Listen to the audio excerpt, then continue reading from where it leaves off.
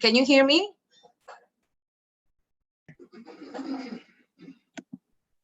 Can you hear me? Terry? Yes, I can hear you. I can hear you.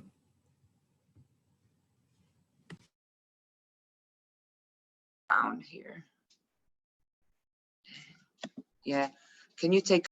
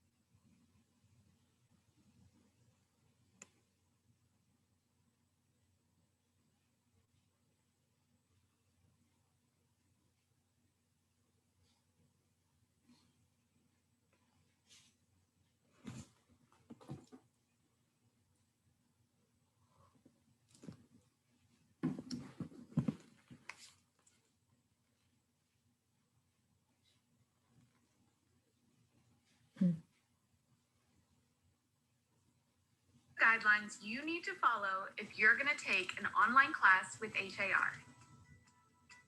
Remember to log in 30 minutes before class starts. That means that if a class starts at 9 a.m., you are checked in at 8:30 to make sure that you get proper credit. All HAR members must use the HAR app to scan in and scan out of class as their formal method of identification. Failure to do so might result in not receiving CE credit. You must be visible on camera throughout the course of the class. You should not make phone calls throughout the duration of the class if you would like to receive full CE credit. Instructors will be designating certain break times throughout the class. You may not participate in any other computer-based work to receive CE credit. You may not step away from the camera throughout the class. Use the chat feature to let the instructor know if you need to step away for an emergency. You are responsible for the performance of the technology that you use. That includes audio, video, and internet source. Your camera must remain stable and unmoved throughout the duration of the class. Terry? Yes, Hi, are you instructor or participant? participant. Okay, cool. I'm Kate. I'm so glad you were online because I could figure that my audio wasn't working. So we should be good. Yes, I could hear you, I guess, and I had to figure out how you to hear me. No, I hear you. But the thing is, it's showing on your screen that you're recording. Are you going to record the entire class? No. I mean, I don't know if it's allowed. If it's allowed, I have no idea how to set up recording. So maybe we'll share. I'll have to figure out how to stop that. Okay, now I went back to a blank screen that says Zoom. Dadgum. Yeah, it still shows recording, but don't worry about it. Okay, I'll figure out how to take it off. It just, I guess I signed in where I'd been recording the last time. Oh, and I see some other guy, Philip. Philip is there. Yes. Now I've lost your picture. How to minimize this. Okay.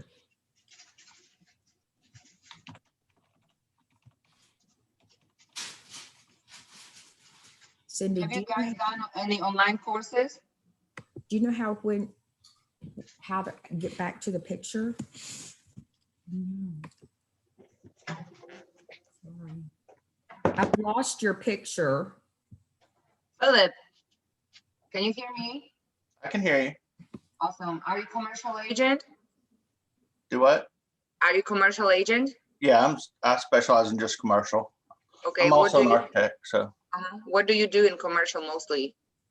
Well, mostly I'm an architect, so we build the buildings for the clients and then I'll lease them out or try to look for land for new buildings and things like that. Okay. Okay, I have two projects. One is 16 units in Lamarck that has a land that you can build more multifamily. And Yeah, another project in Conroe that is suited for 98 apartments, condominiums, and right now has a 12 on it. And I'm looking for buyers for both deals. So I think we should have separate meeting of this online course and see if you can have suitable buyer for my deals. sure. Don't mind checking it out. Thank you.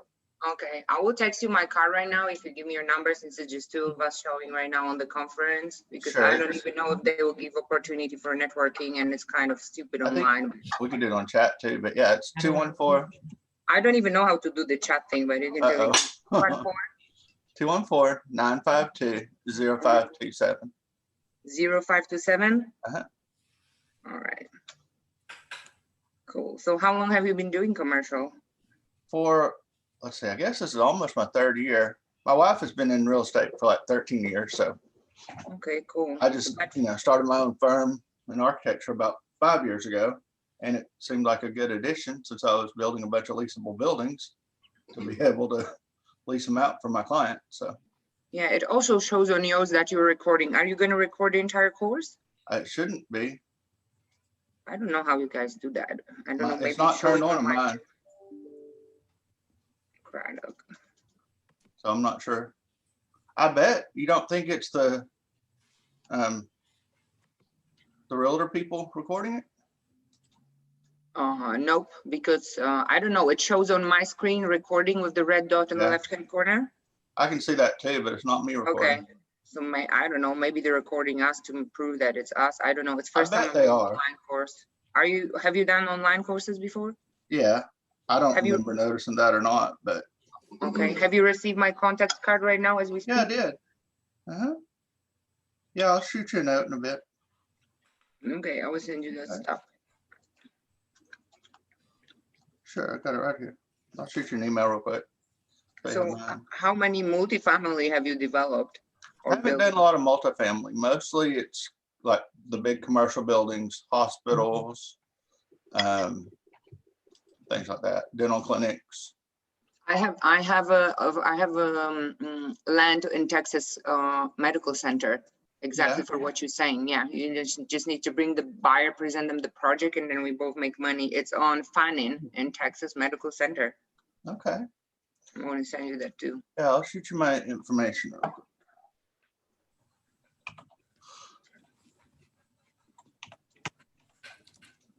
Yeah, if you can text me your card, that would be cool.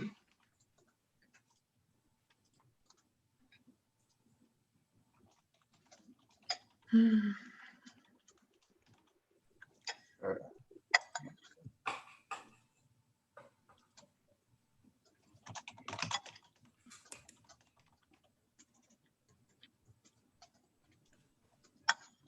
I shot you an email with my link, my information.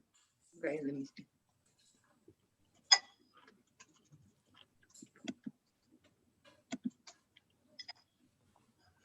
Fannin Street, okay. Done Houston. All right. I'll check it out. Thank you. Disappearing. Yeah, this good stuff. Okay, awesome. Let's see. How to do this.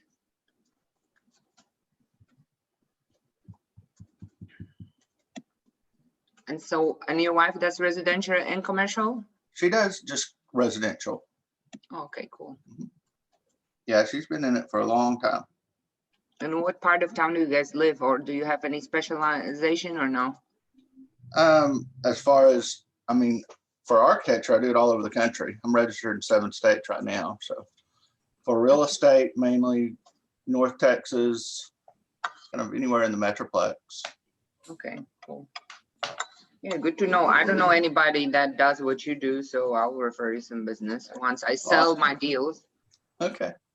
Well, I'd love to help them. Definitely. Oh, I think then there is a chat, some showing someone. That's maybe you. Yeah, Sonia. There's a chat over there. I don't know who's Sonia. Everyone. Okay, there it was, yeah. Well, she sent her license number. What is that? Because it says Sonia Langford 0. Did we have to send that to everyone or just who do we need to send that to? I don't know. It just shows somebody sent their name and I don't know, maybe Yeah, brokerage on and the license number. That's On the what we- instructions, it said to send that, but I just sent it to the, To send what, the broker, the name and the license number? it just said the name and license number. It didn't say the broker on the instructions, but.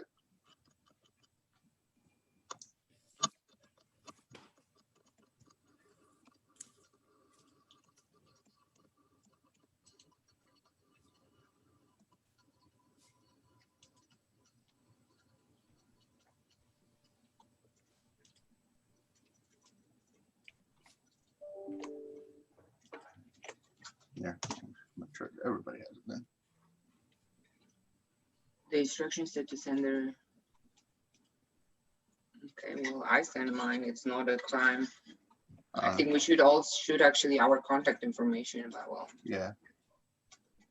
That's good. Let's see, how do I do this?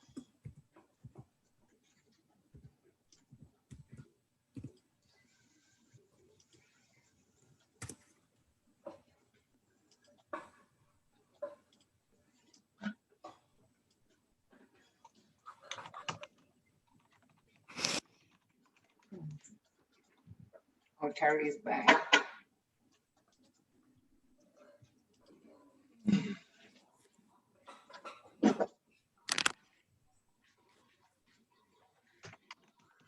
Oh, this is, I know you, Misha. Hey, you are leasing queen of commercial. I did your class. Hey, oh, Are you participant or teacher? guess which one? I don't know. If you're teacher, I would be very happy because you're very entertaining. If you're participant, then I'm curious who teacher you're gonna meet. I am your instructor today. Oh my God. Oh my God. I'm so excited and I just can't hide it. Good. Well, shoot, good. Well, spread some of that over here. You know what I mean? Absolutely. Absolutely. I wish I could be there in person because I like you so much. I turn my thing. You know what? I miss you guys in person, but I don't miss the traffic. No, it's Oh, not the bothering traffic. me if it's not bothering you. You know, don't miss the traffic at all. So, but good morning. It's so good to see you. Oh, wow. Faces I know up in here. I'm so glad I rescheduled now. You have no idea because sometimes I know you don't project boring. Like your class was amazing. I would do again. I would do again. If you do in person again, lease, I don't mind to take it. Although I don't want to do leases, but maybe I'll have Okay, to. I'm gonna need you to say all this on camera when everybody's on. You know what I mean? Okay. Okay. So everybody gets to hear it. But I'm gonna go disappear and grab a cup of coffee, and then let me co-host all of the monitors for this morning to do a little housekeeping real quick. But thank you so much. I love it. That was wonderful to hear. First thing in the morning. My Zoom is already not wanting to work right. So if It's working. We hear you. You can't, okay, because right off the bat, it said not responding. I'm like, really? No. We hear you. We see you. It's working. Relax. I don't know if I want you to see me. We do. We actually do see you. It's Okay. I just spent 2 days on the phone with Microsoft, Oh, getting all of my documents in order because I had 365 family and I'm switching to a business account. So I can add members to my team because I want them all to be all connected. You're And muted. oh Lord. okay. Let me see. I've got Amanda and Severa are the only two proctors I see in the room. Ladies, you've been co-hosted. Is there anyone else that's a proctor that I need to co-host? Looks like it's just the two of you for now. Thank you. Okay, very cool. Hey, Amanda, how are you? Good. How are you doing? I'm a little headachy, honestly, but I'm good. I'm gonna see if these BC powders kick in for me. Oh yeah, there you go.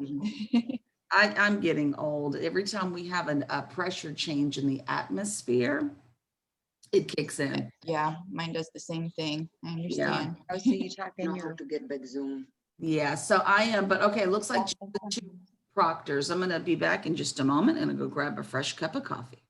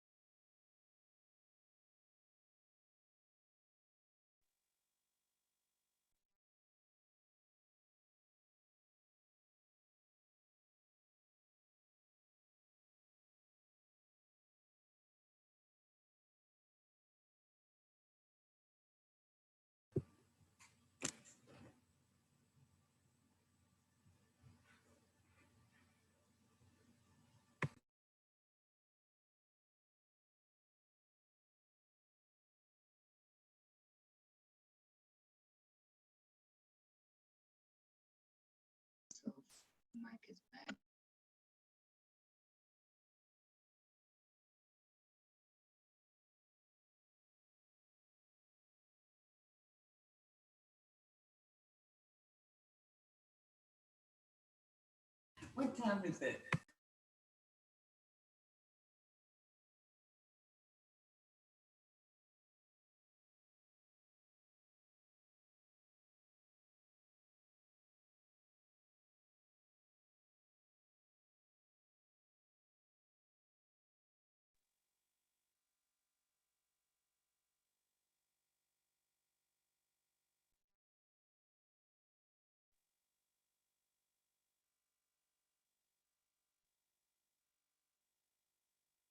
I might have to put that in this room.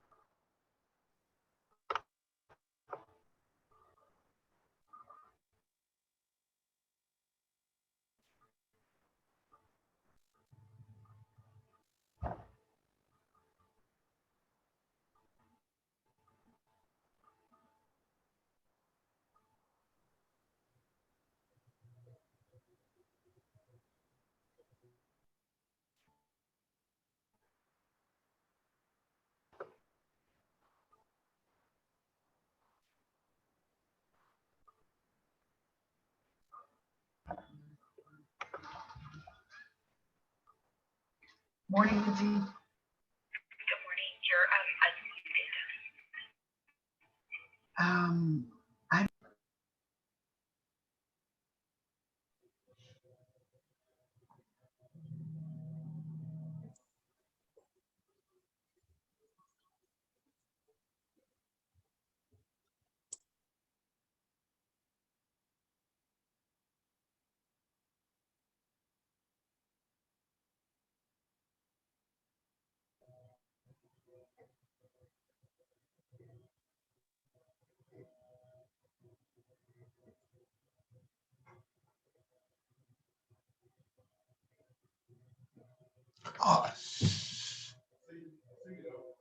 Uh, I left out accidentally.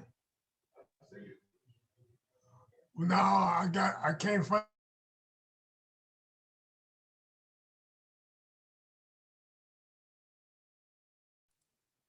Hey, Carl, watch your mic. I put you on mute, my friend, but be cautious. I'm finna. Am I mute again? No, you loud and clear now. Ooh, Lord, country. Okay. Yes, Jesus. You watch your conversations, y'all. Now, if it's juicy, I'm gonna leave the mic open, okay? See-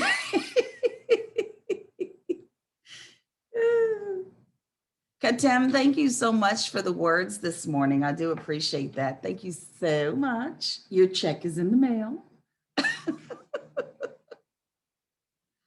Y'all have about a good 15 minutes before we get started, so go grab whatever you need.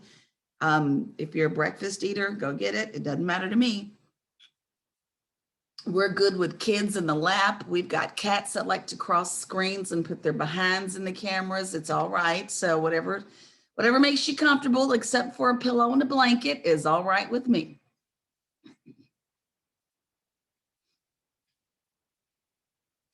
Hey, from Galveston. Good morning, Austin. Austin from Galveston. All right then. Okay. Hey.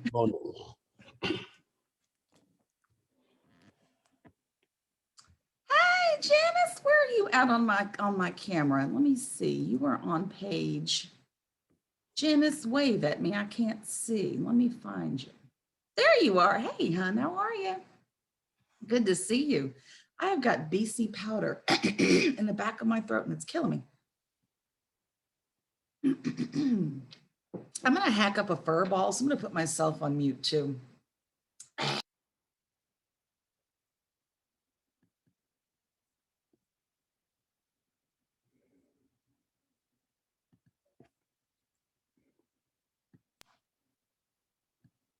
Okay, I think I got it. Okay, here we go. Peggy, hey, hon, how are you? I'm glad everybody else is looking forward to it. Good to see y'all. Where's Peggy? Peggy. There you are. Hey, how are you? Good. How you doing? Except for that little aspirin fur ball I just hacked up, I'm good. I'm good. Just working with this little headache. You know, some people have an arthritic knee. I get arthritic headaches. I'm being facetious. Every time the weather changes, I get a headache. Arthritic brain. You know, something, I think, was it sinus pressure related to the weather, the barometric pressure? And it only just started up about a year ago. I'm like, this is what it means to get older, you know? Mish, Yeah, that's it. I get barometric pressure migraines. It's actually a thing. Look, I took sumatriptan yesterday, and you know, that's the big drug. Yeah. Try not to take it, but Jesus, all these back and forth changes we've been going through are killing me. Yeah, I know. And it gets to the point I can't see. I get that aura and I can't see. It hurts. It's a real true thing. Yeah, that's why I've already taken Tylenol and Advil, my little cocktail. I just took some BC powder, but the Tylenol cocktail was at 4 a.m. BC powder about 10 minutes ago. And if that doesn't work, y'all gonna see a loopy little me after lunch because I'm taking the triptan at lunch. This is driving me insane. My neurologist said to drink caffeine with your medicine. I'm on the next cup already. Okay. There. Mm-hmm. Yeah, he always said to drink caffeine when you take your medicine. It helps. I don't I've been drink doing this since I was But I've been migraining it since I was 4 years old. Me and my migraines, I've learned to live with them and work around them and through them.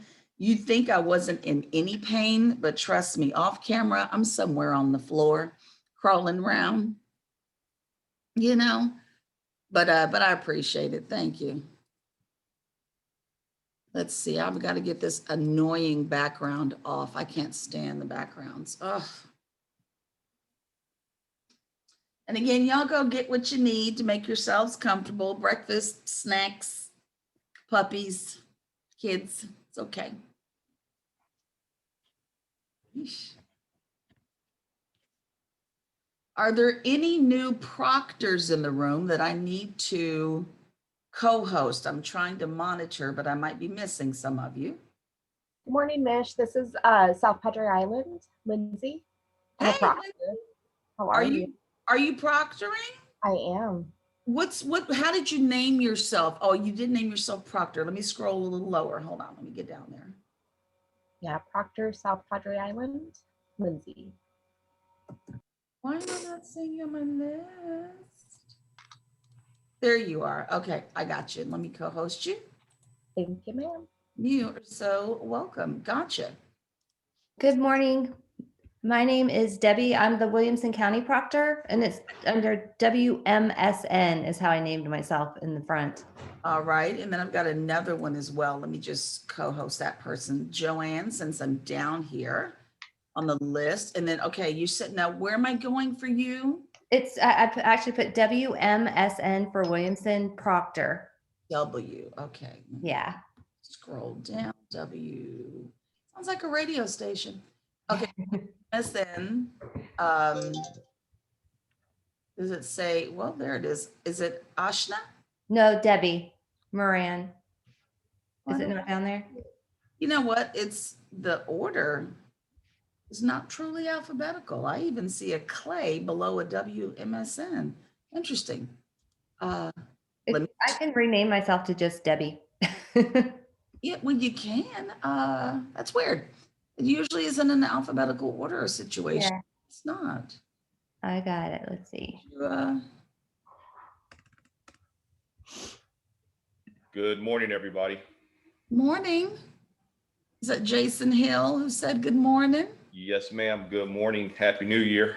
Happy New Year. Did you infiltrate the ranks? What's up? I know. Good No one morning. was guarding the front door, so I just slipped on in. Come on in. Okay, Debbie, did you rename? I renamed to just Proctor, Debbie. All right, let's scroll back down to the And if that doesn't work. we are just out of luck here. No, I'm going to find you. Good morning, Mish. This is Elizabeth at Metrotex. Can you Hey, make me a okay. proctor as well?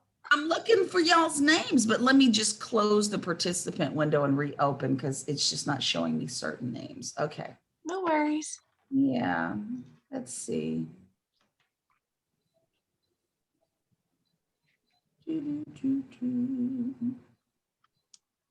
Okay, Elizabeth at the top, co-host. Gotcha. And then let's see who else is up there with me.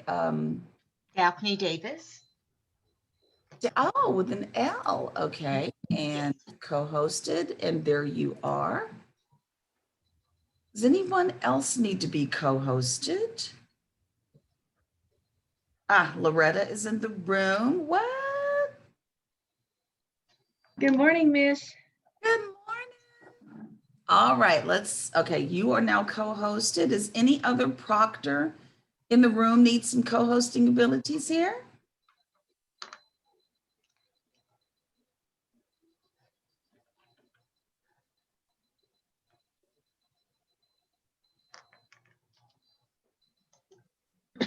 Okay, let's see. Did I see Benjamin Lotzer? What's up? Where is Mr. Lotzer? Is Benjamin back? I'm right here if it helps if I talk. Hi, it does. It moves your screen so I can see you. Hey, Benjamin. Hey. Good morning, Miss. Good morning, Justin. My peeps are back. What's up? Jency, I see your name up in there. Hey, it's going to be a small party up in here today. We might actually work a little bit. Good morning. Love it. Morning. I see Jim Titus in the room. Monitor. I see. Let me see. Who do I need to co-host? I'm about to co-host. Good morning. Lubbock. Good morning. Yeah, Lubbock, I got you. You were co-hosted now. Let's see. Who else? Lenny Cavazos. There's so many folks. Oh, Vicky, my people, I got you. Let me co-host you. Thank you. You're welcome. Good morning. Good morning. Elizabeth, Metrotex, hosting you. Gotcha. Thank you. You're so welcome. Shelly Scanlon's in the cut. Shelly, where are you at? Haven't seen Shelly in forever. Hey girl, good morning. Hey, good morning. Where'd you go? There you are. Hey. I'm excited to see you and take your class. You as well. Congratulations. I'm feeling pressure. No pressure. Pressure. We're going to have a good time. If we're not having a good time, we all quit. Let's just go. Okay, I think I've got everyone down. And then we've got like about 6 minutes or so to go before we get started. So again, y'all grab what you need. Breakfast, cats, kids, dogs. Hey everybody.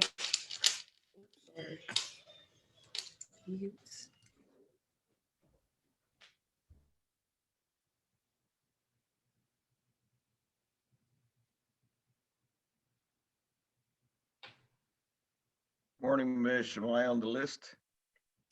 Hey, good morning. I hear you and I see you. How are you? Good. Hadn't seen you in a while. You staying safe? Looks like a big reunion up in here, doesn't it? Yeah. I feel like we're going to spend all morning saying hey and not doing any work. Let's see, did any new proctors or monitors join the room that need to be co-hosted? Let me know so I can take care of you. I think I got everybody. Hey, Mish, we have students trying to get in and it says the meeting's at capacity. Can we see if we could get the meeting room enlarged? Since it's not my account, let me contact John. How many people are you missing? Huh? How many folks are you trying to get back in here? Two people.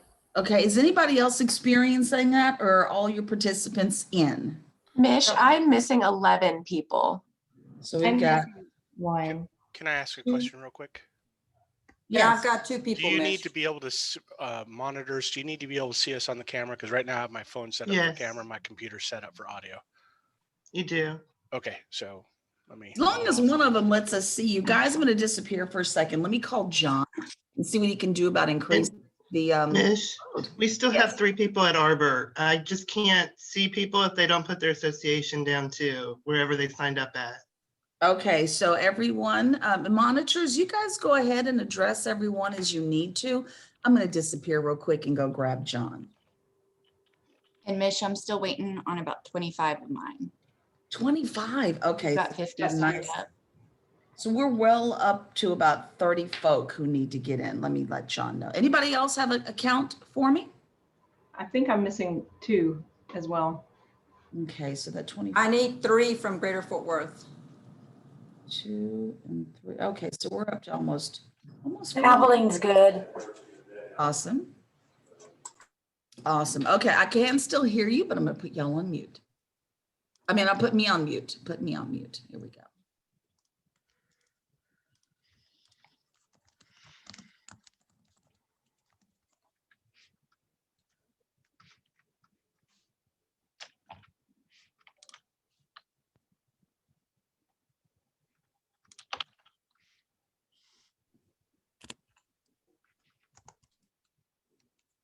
Oops.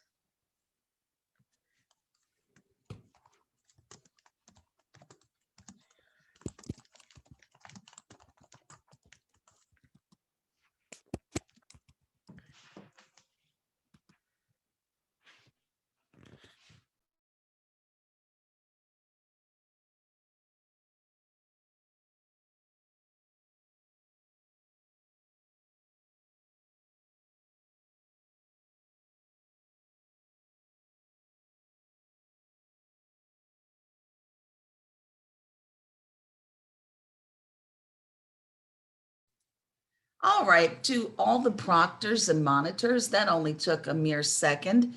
John said give him a couple of moments and he will increase the room capacity to 1,000. Problem solved.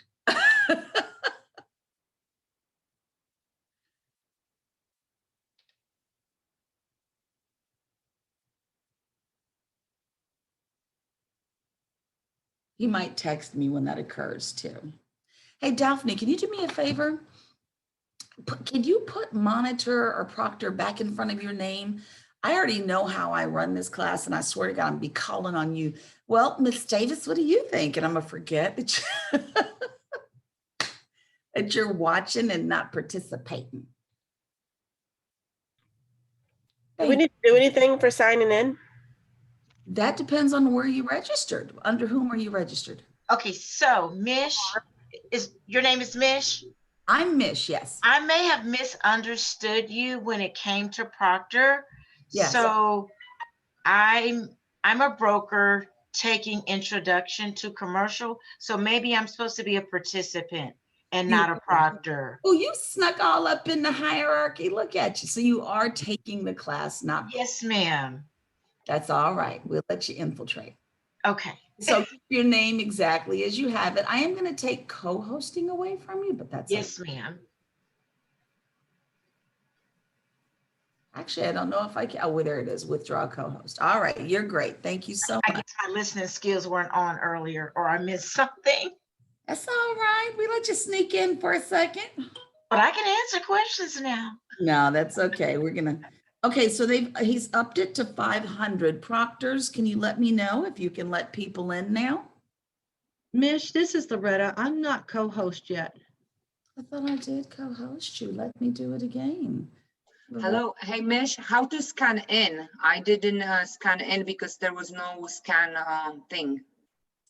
It sounds like you're in Houston with me, and that's going to be a question for Amanda. And there you go, Miss Loretta. I wasn't sure who said that. Thank you. Kate, because I was trying to take the previous course and I scanned in. Right now, I didn't get the QR code before the meeting, so I don't know how to scan in. And what's your last name? Myhan, M-Y-H-A-N. I was second in the chat to sign in. Myhan. Okay, I'll get you signed in. Thank you.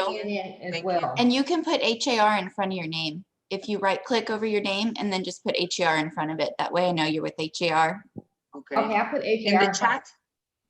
No, over your name. If you just right click over your name, you could rename yourself. Oh, I can rename. Oh, I see. Okay, cool. I will do that. Thank you. So we're not going to for checkout. You would check me out too, right? Yes, I'll be checking y'all in and out. You won't scan the QR code for this. Okay, gotcha. All right, I'm going to put everybody on silent for a moment because I need to get some things taken care of without the chatter. So forgive me for this. Monitors.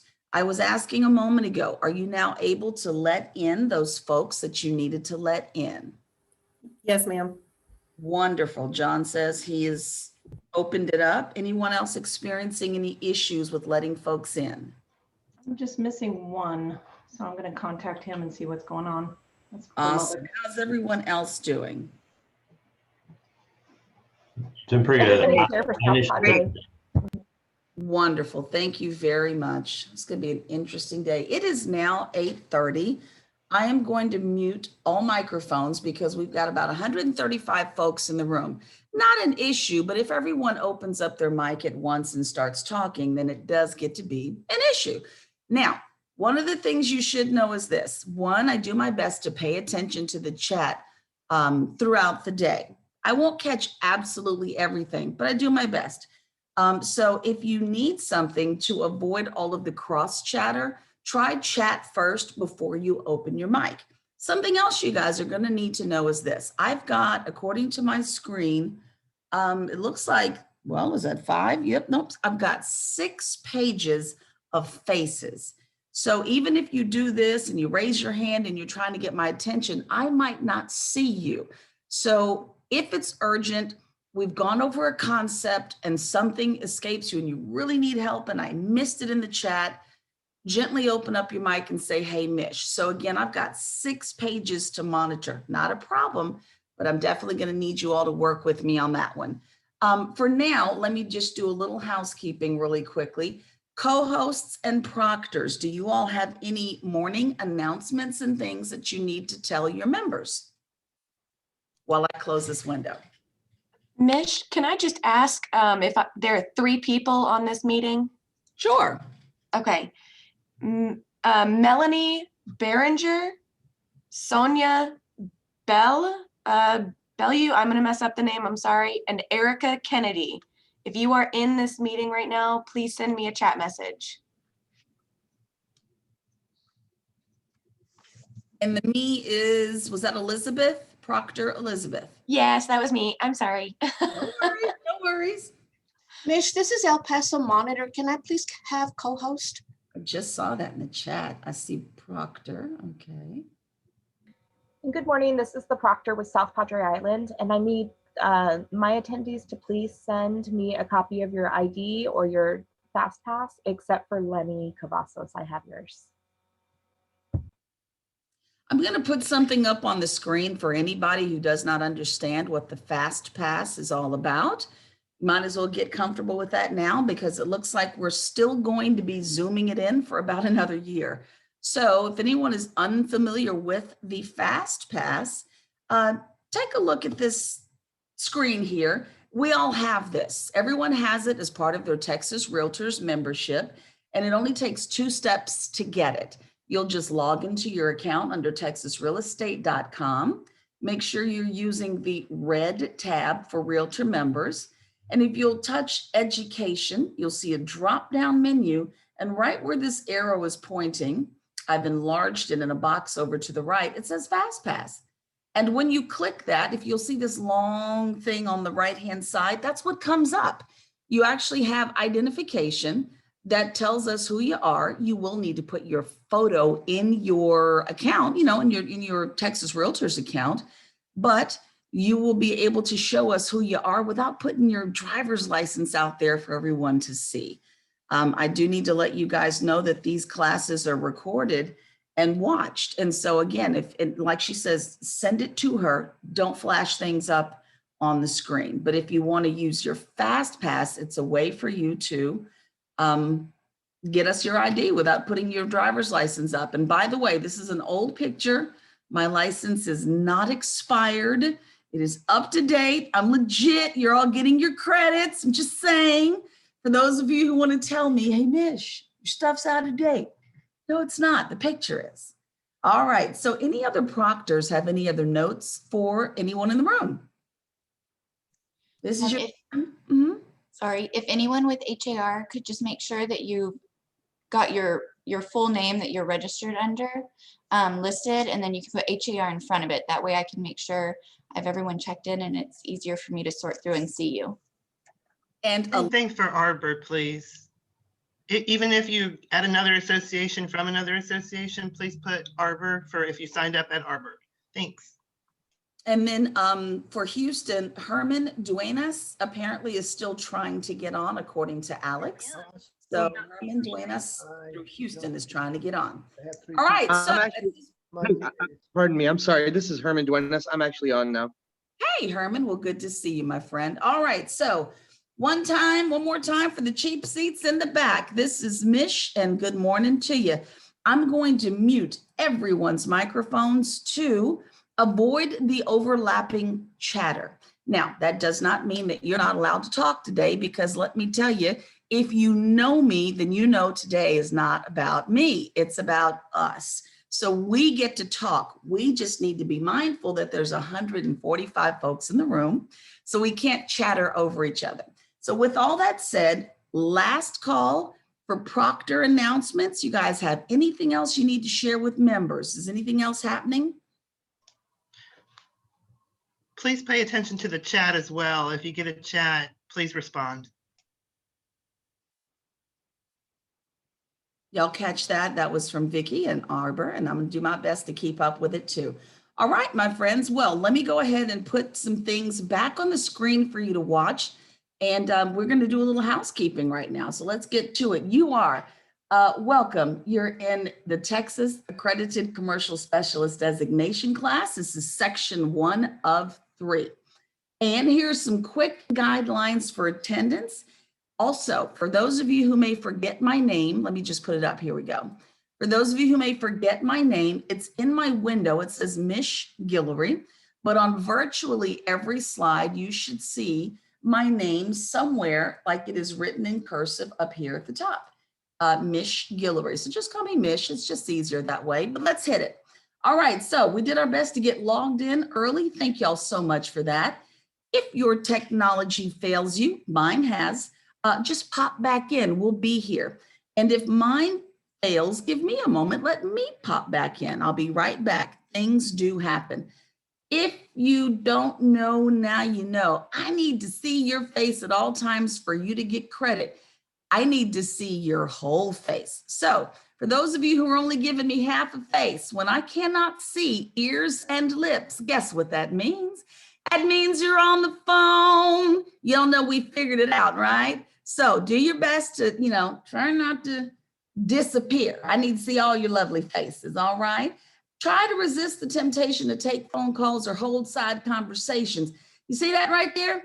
We see you. Y'all do know that, right? Some of you have full-blown conversations with spouses and coworkers and forget we're looking dead at you. So I know it's hard not to, but every now and then, if that lingers too long, we'll try to catch you gently. Pay attention to what's going on in yellow. For those of you who know me, I need a big fat open up your mic and say, yes, do we or do we not take regular breaks up in here? Who knows? Yes. Oh, yeah. Yes, we do. Yes, honey, we do not hold backsides hostage in this room. We will take regular breaks because I'm going to ask you all now by show of hands, just put them in the air. Who's in the middle of a transaction today? Let's see it. I need to see everybody. Look at all those hands in the air. Let me just say this. I need everyone to recognize that we all know that you all are in transaction, me included. I got a brokerage and a school to run, and I got agents who need things as well. So I will respect the fact that you need to get business done, and we take very frequent breaks. So I want y'all to be comfortable with that and not feel like you got to sneak in a call, because before you know it, we'll be at a break. So let's get to this screen. Okay, drop your mics again. Put yourselves back on mute. I'll do it for you. All right, now try to resist the urge to do computer-based work, but I'm cool with the occasional text message. But what I really need you not to do is pull a Peluso. Do you all see my buddy Mateo Peluso down at the bottom? This is a real person who really did fall asleep in a real college classroom in Colombia, my friends. And his friends screenshotted him and sent that thing around the world. He did. HAR, we've got a question. What if we are dropping off kids? Amanda, can you help out our friend Ty, the realtor, in private, please?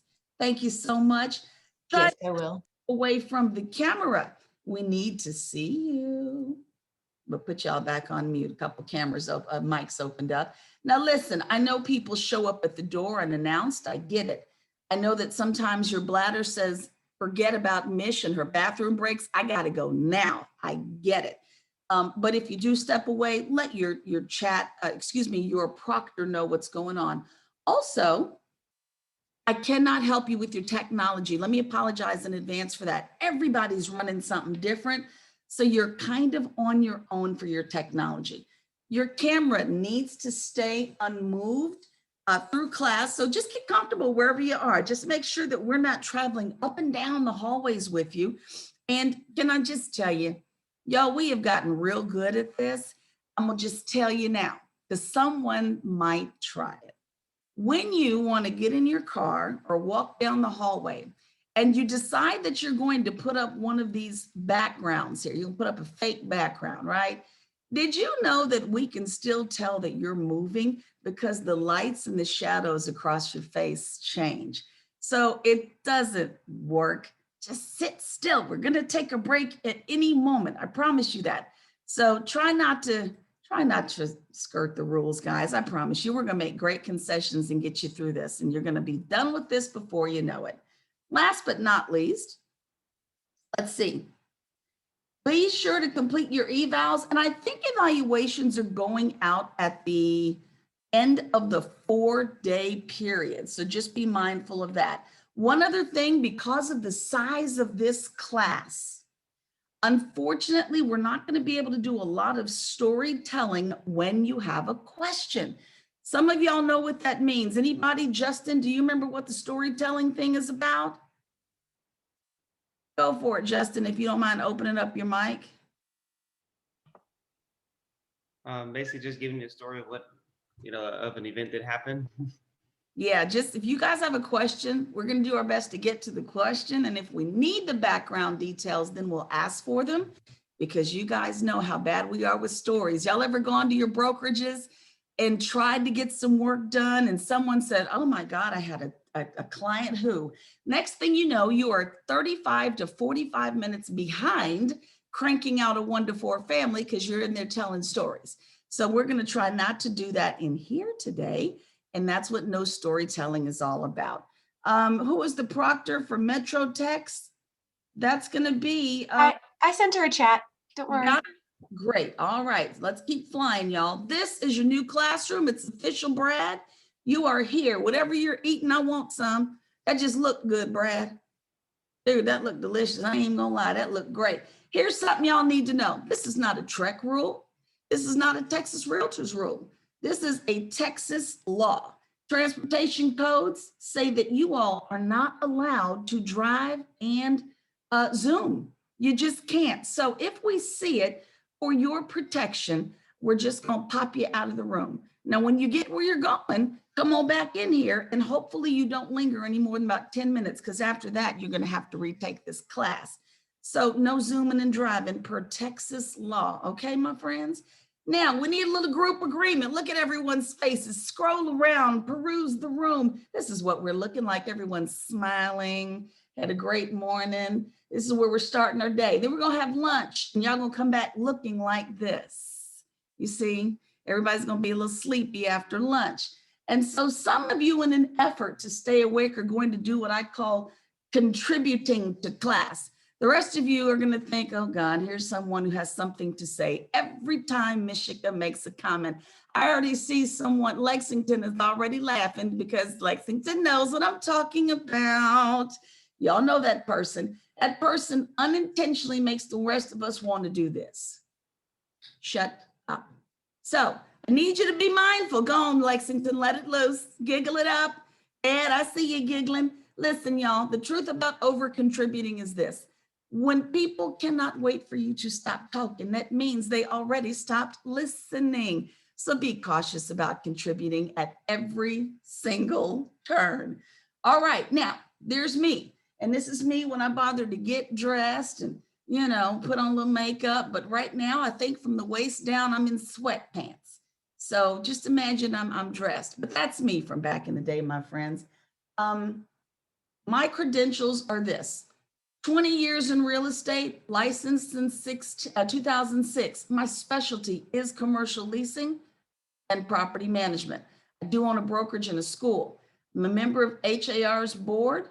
I'm co-chair for a second year in a row for our conference, our Engage conference. Woo! Y'all better show up. Come on, y'all. And then on a regular basis, I'm in either Houston Realtor Magazine or I'm in the Texas Realtors Magazine. I am a board member, which I had not announced yet, for Texas Realtors. Woo-hoo! So I'm going to actually miss a board meeting for administering this class, you guys. I love y'all so much. I'm skipping a board meeting. So I'm also appointed your liaison for the commercial committee at the Texas level, and I also sit on member benefits, and I write for Texas Realtors. On the national level, I used to be on the advisory team for Commercial Connections magazine. And if you have not taken it, can I give y'all a little heads up right now? Some of you are going to feel like today is moving at a snail's pace. Others today are going to feel like we are running like Usain Bolt. And so if you feel like we're going too fast and you needed to take a step backwards, there are some commercial leasing 101 classes that you can take between this section and section 2 of the TACS that are also offered by your associations. I wrote those classes, I teach them. So again, if you feel like today is going to go by way too quick and you need to take a step back, sign up for Commercial Leasing 101 so we can kind of ease you back into this world and you'll be ready for section 2. All right, back up on the screen. Bam. And I have a few designations. You know, it matters to clients more so than it does to me. And then for those of you in my market, some of you know me from Fox 26. I do a lot of contributing on the news. I'm going to flash these up pretty fast. Below are some of my clients in the commercial world. I've done a lot with a lot of big folks, a lot of local folks. These large companies here are the ones I've worked for that many of you are going to recognize. CB Richard Ellis, Transwestern, lots of companies. I've also worked for some smaller ones as well. For anybody who has not figured it out, I'm going to tell you now so that you all can kind of get this out of your systems. I am 1 year from 50 years old. So I have been doing this for a long time, and I've managed to keep the wrinkles off my face, even though this has been a very tough business to be in. So I do have almost, well, I'm at 20 years this year of experience doing this. So just letting y'all know, not a rookie. I've been doing this for a long time for a lot of different folks. So those are some of my credentials there, and a little bit more just so you all can get past who I am, because it's going to be a time for you all to tell me who you are. Do a lot of media locally. Let me just go ahead and put this up. And there you go. Even the blonde chick in the corner is me. For those of you who do not know who this gentleman is, he got me in trouble up in here. So I can't tell you exactly who he is, but I'll say this at your own pace. I already see some of you smiling because you do know who he is. You will go, and someone put this in the chat for me. You can go look up Bug in the Mouth Reporter. For those of you who are going, I know him from somewhere, you will go look up a YouTube video, Bug in the Mouth Reporter. That is my boss over at Fox 26. And he's the, okay, I see Brad. Brad, have you seen that video, my friend? All right, Brad knows who my boss is. And so that's who I work for at Fox. Every now and then I go on talking about us. And then some other places, some of our magazines, again, Houston Business Journal, et cetera. Shad Bogany, our former Texas chairperson, Texas Realtors chairperson. And there you go. So that's enough about me. It's time. Hey, Lloyd Lee, loving you. Love seeing you here, Lloyd. Okay, so congratulations, you guys. You owe yourselves a big fat hand because you are only the 3rd class to ever take the TACS, just the 3rd. And so I want to congratulate you for being in here. We have already got some people, if you can believe this, who have earned the designation already. So you can earn it pretty fast as soon as you finish 12 days. But I'm done talking. I'd like to know, for anyone who wants to open up a mic, tell us who you are and why you're in here. Tell us why you chose to take this class. And I'm going to let you all moderate yourselves. If you want to open your mic and share, please do so. My name is Louis Hemphill. I am a actual new agent. I got my license in August, and in the last 30 days, I have referred 3 commercial clients that have reached out to me personally about working with them, and I will not refer anymore after I finish in March. Awesome stuff. Good move, Louis. You're new, but you learned that part of the game quick. All right. Anyone else? Why are you here? What are you looking for? Frank, for it. Hi. This is Guillermo Reyes.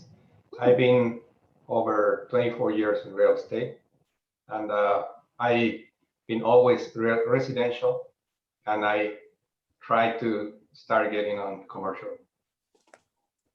Wonderful, wonderful, wonderful move. And let me get El Paso co-hosted. Someone else, tell me why you're here. I saw Frank open up. Yeah. Yes.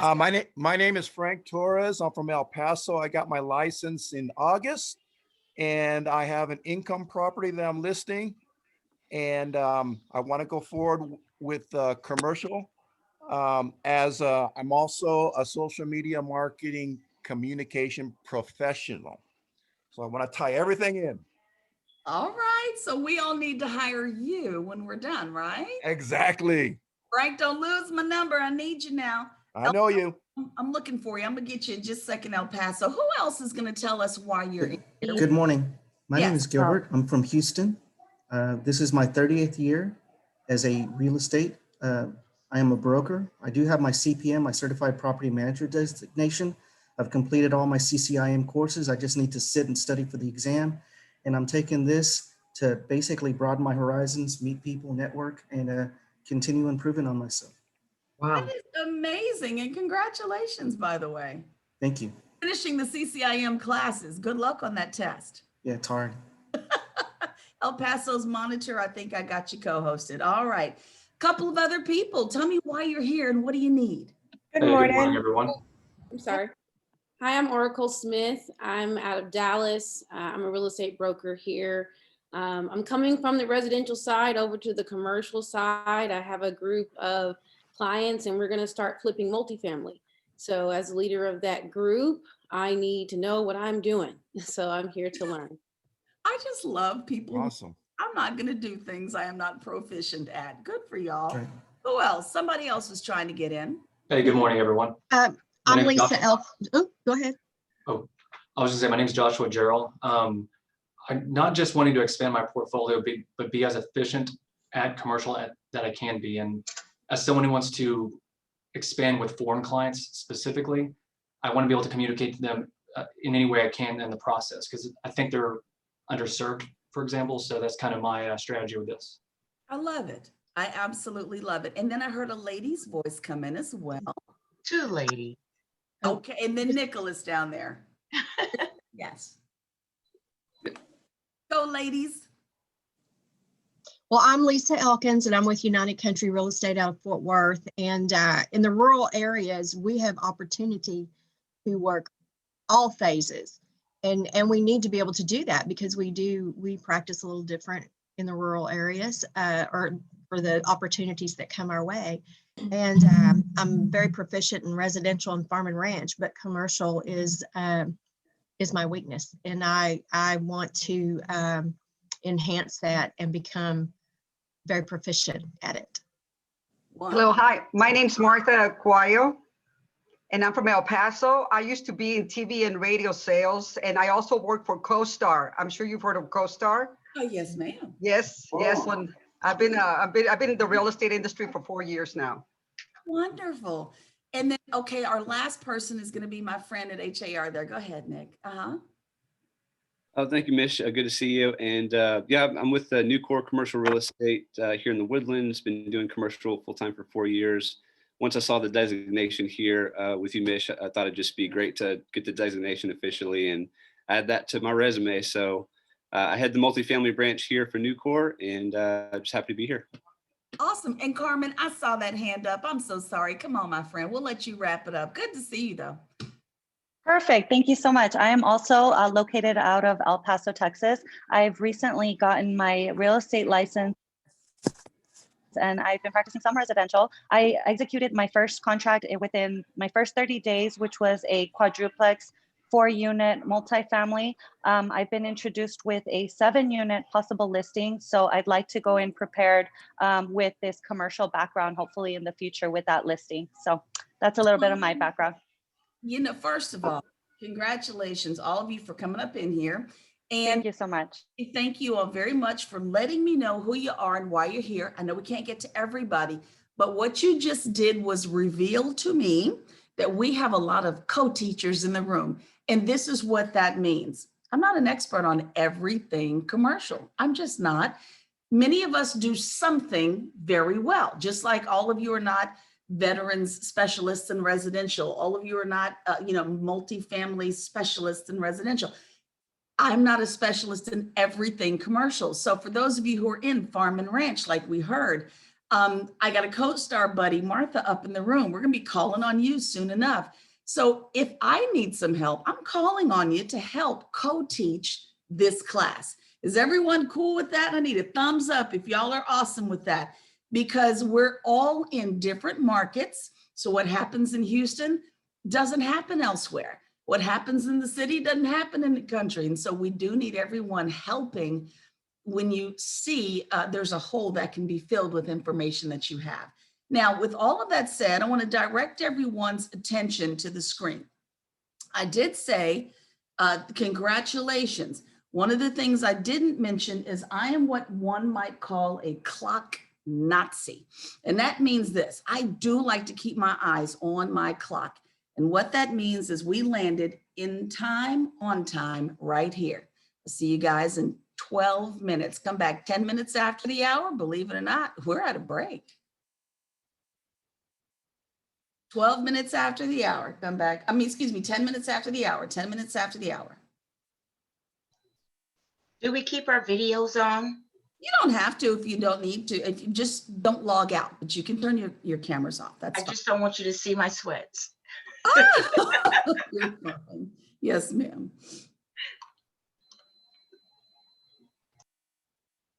I see some people in the waiting room.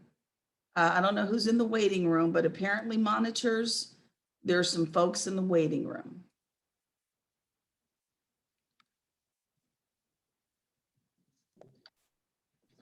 Good morning. Good morning, whoever that was. Yeah, this is Sam Delgado in El Paso, and I had purchased this course a couple months ago, but I got two clients, one from New York, one from Phoenix, and I need to be showing them houses this morning, so I'm like double booked. How can I reschedule to retake this course? Samuel, this is Hilda, El Paso. We will go ahead and refund you. Okay, is there, I don't mind, I want to take the course, I just don't want to miss out. Yeah, well, we'll have to refund you. You can go ahead and check out now. We'll refund you and you can sign up again when we offer it again. Awesome, thank you so much. Thank you. Bye-bye.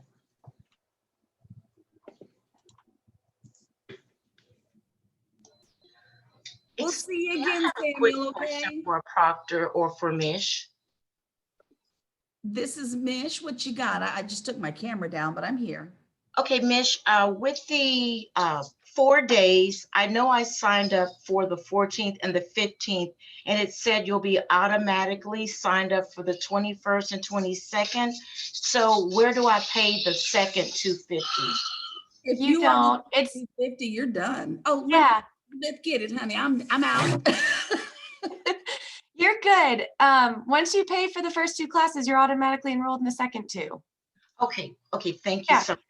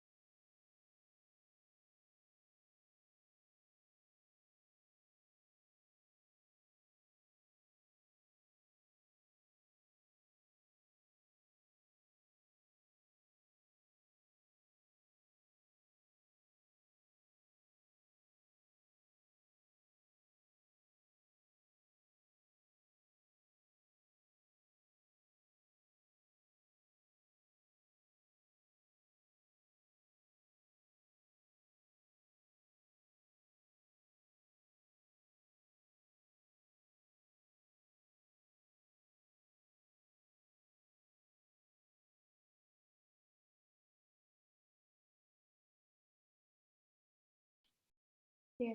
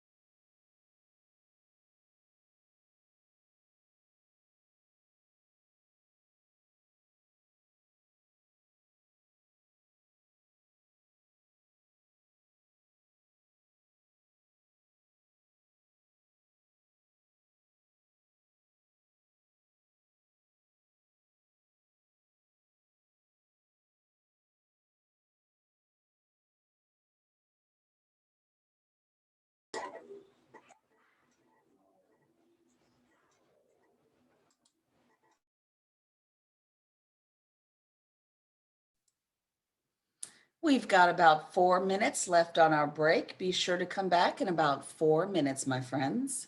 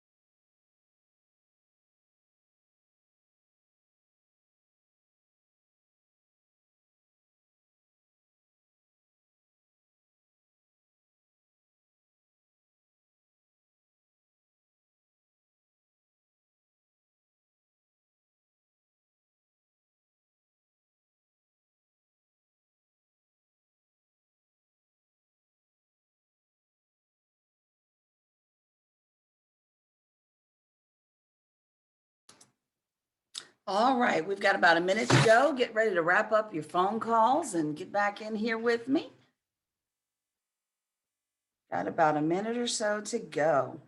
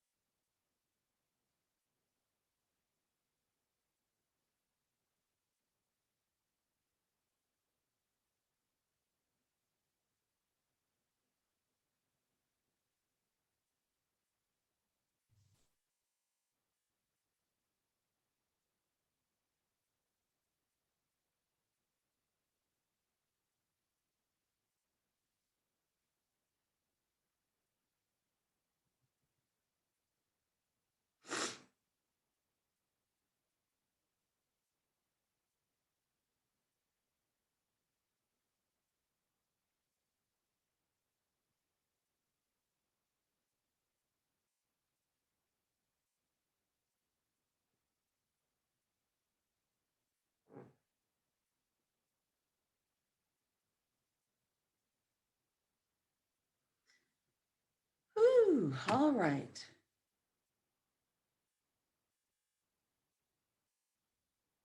All right, we are back up in here together, and I still didn't do everything I needed to do. That's totally my fault. Thank you, April. Check is in the mail, my friend. All right, so let's let everybody pop back on screen. We're about to do it for real. Who is that with that wonderful background back there? Robbie Roden, very cool background. Very cool. As Carl Henderson looks like he is just comfy. Ed's having a great day. Tito, I can't see you. Where, Tito? I know you're in there. I know you're in there. All right, we're waiting on Maritas to come back, but we are going to go ahead and get started. So let me get you all where I think you all are dying to go. We've already introduced ourselves just a little bit to each other. So again, thank you for that. And don't forget, we're going to co-teach today. If there's something you want to add, rather than just pop your mic open, because you can see how disastrous that's going to be with 150 people in the room, put it in the chat first. And then if I'm really not responsive, pull on my coattails. But take a look, let's see, at the screen. I think we need to do this next because, uh-oh. Am I sharing the wrong screen? Hold on. Share that screen. There you go. There we go. And take a look at the screen because I think you guys are going to really want to get to this stuff here.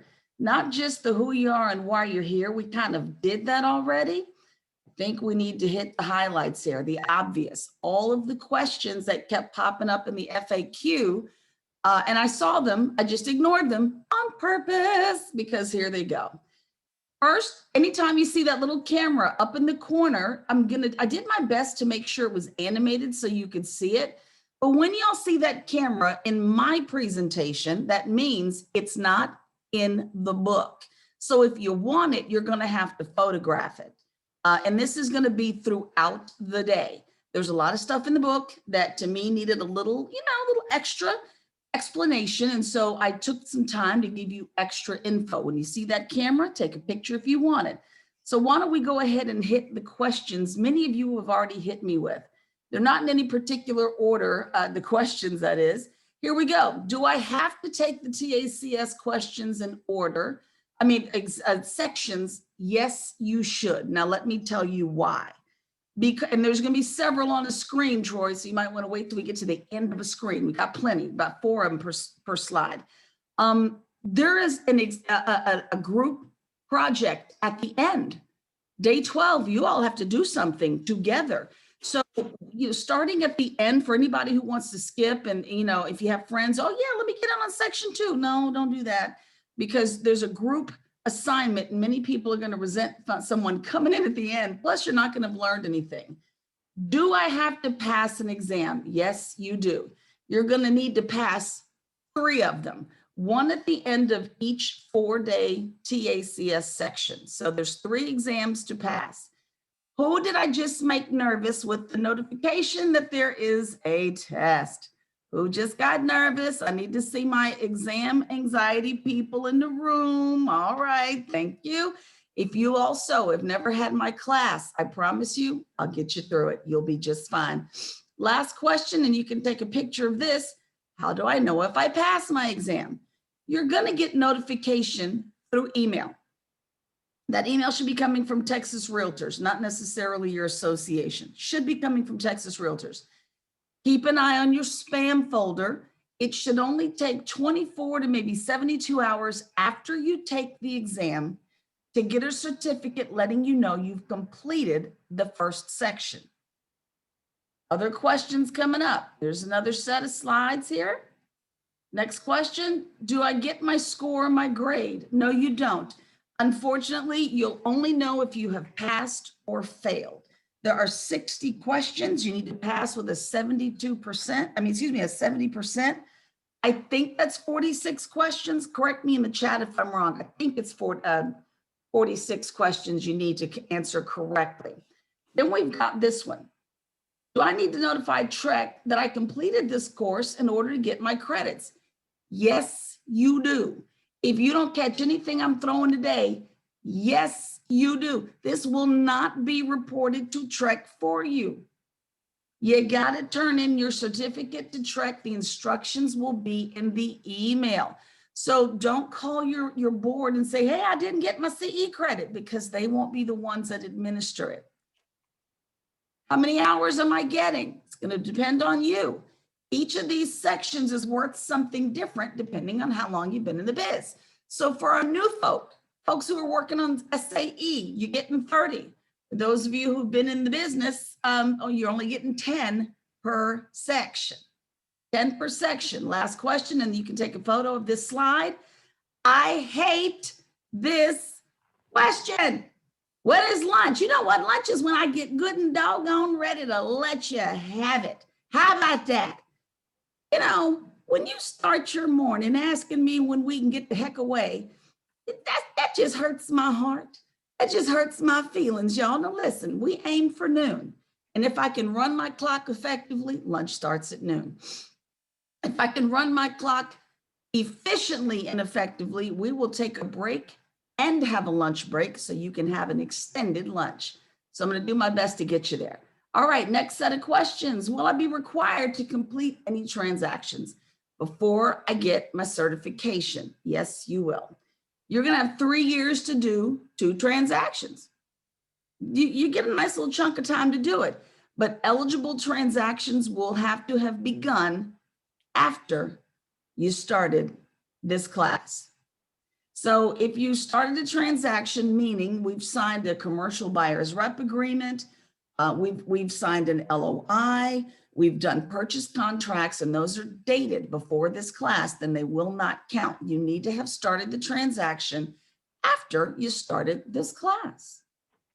Will previous transactional history count? Unfortunately, for most of you, no. And I'm going to explain the word most in just a moment, but for most of you, no. What kinds of transactions count? Almost all of them, but lease renewals are not going to be among them. Portia, Benjamin, Laura, Diana, just want you all to know that this one is still kind of in the works a little bit. There may be some other types of transactions like subletting that may also get crossed off the list of eligible transactions.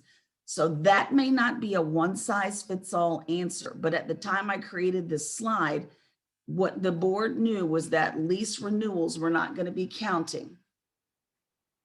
All right, how about the next slide? And I see some questions come up. Okay, for all of the monitors and proctors in the room, I got a couple of questions about finding the link to print their literature. And this one is coming from, let me see if I can read this person's name so you can find out what board they're in. Carlos Frere, GEPAR, is asking where to get the manual. So if someone can address Carlos at GEPAR, give him a little help there. All right, more questions.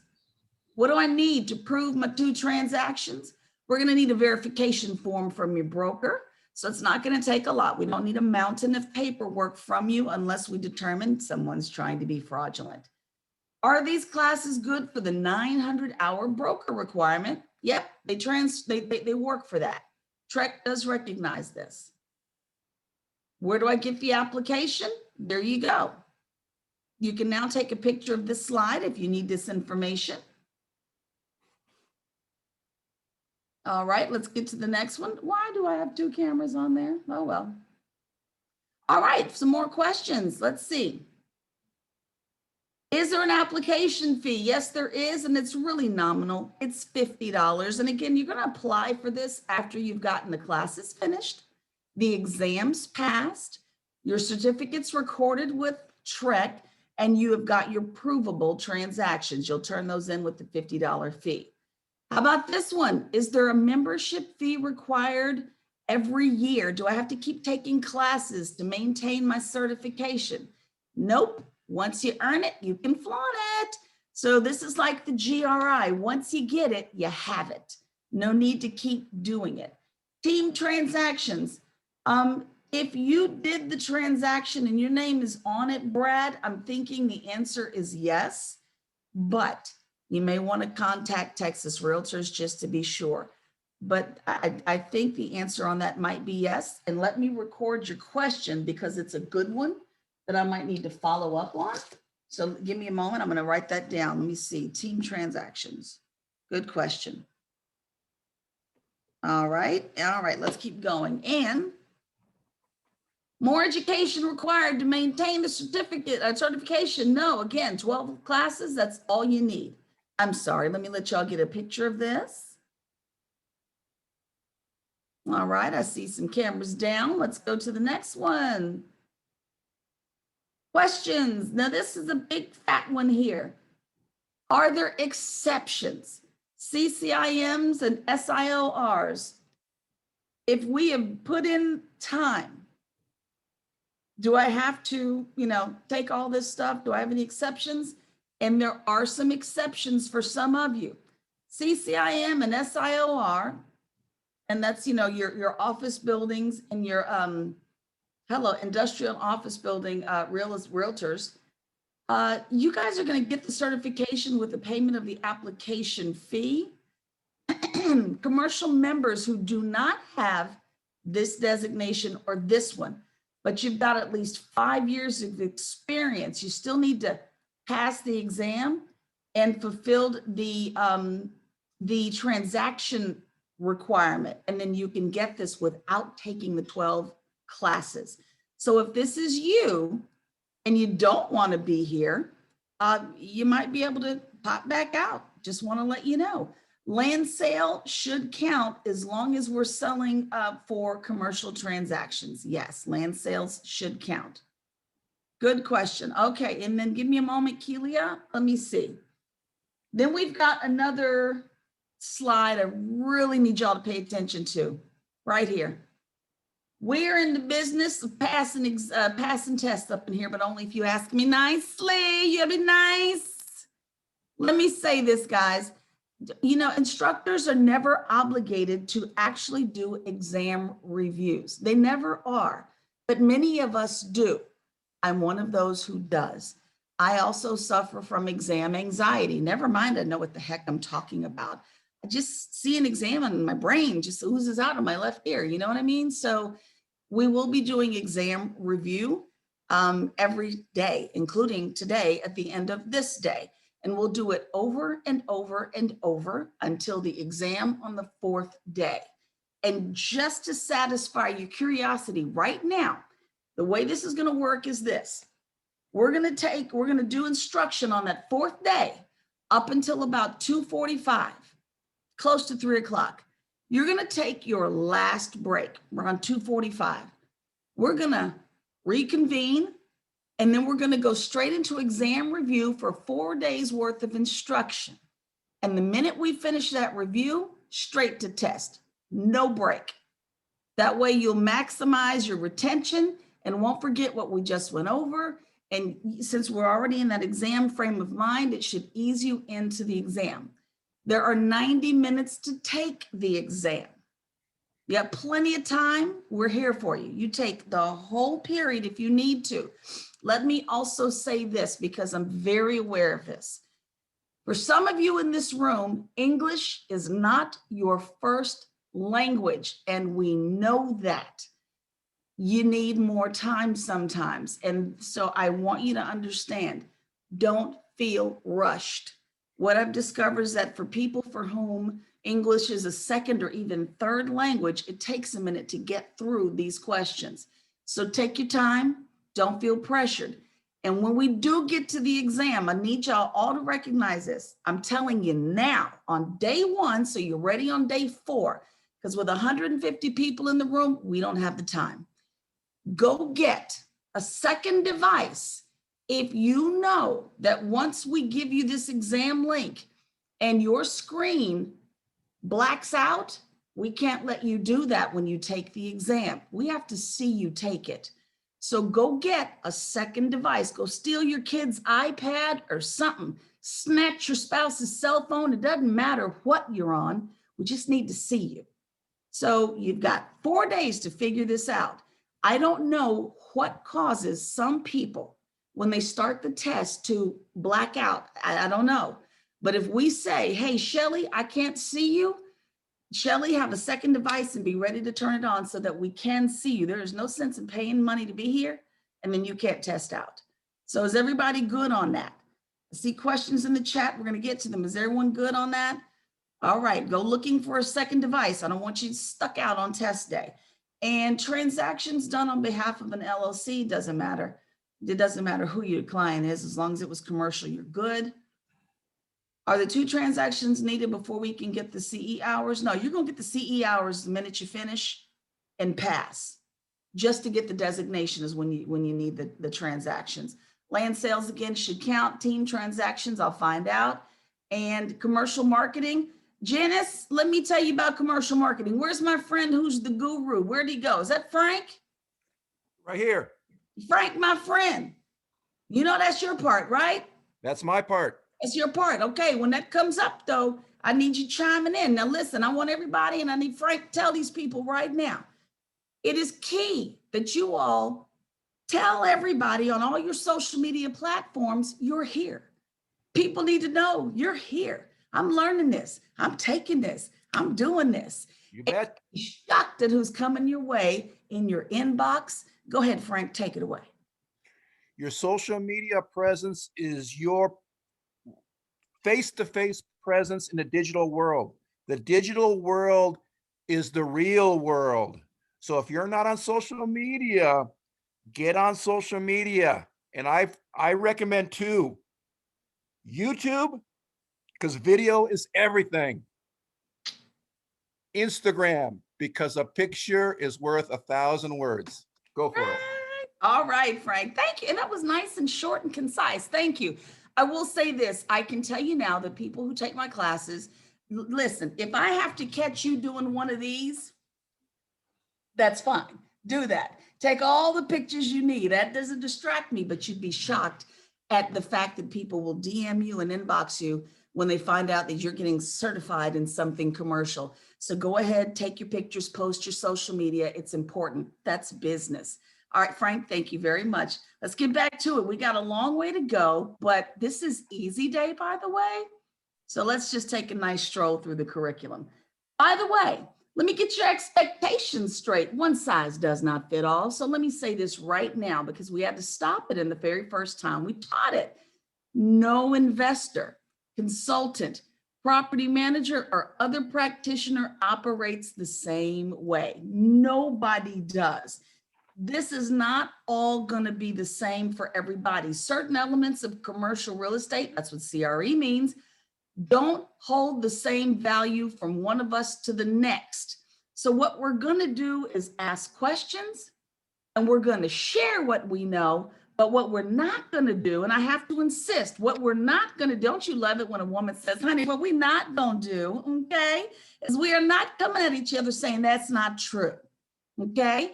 What you can say is what I have experienced is, all right? So because we had someone who insisted that's not right. Yes, it is for somebody. Yes, it is. So again, resist the urge to tell someone you're wrong. No, we're not wrong. We experienced something else. This is a friendly environment, and I don't want people to feel shut down because someone said that's not true.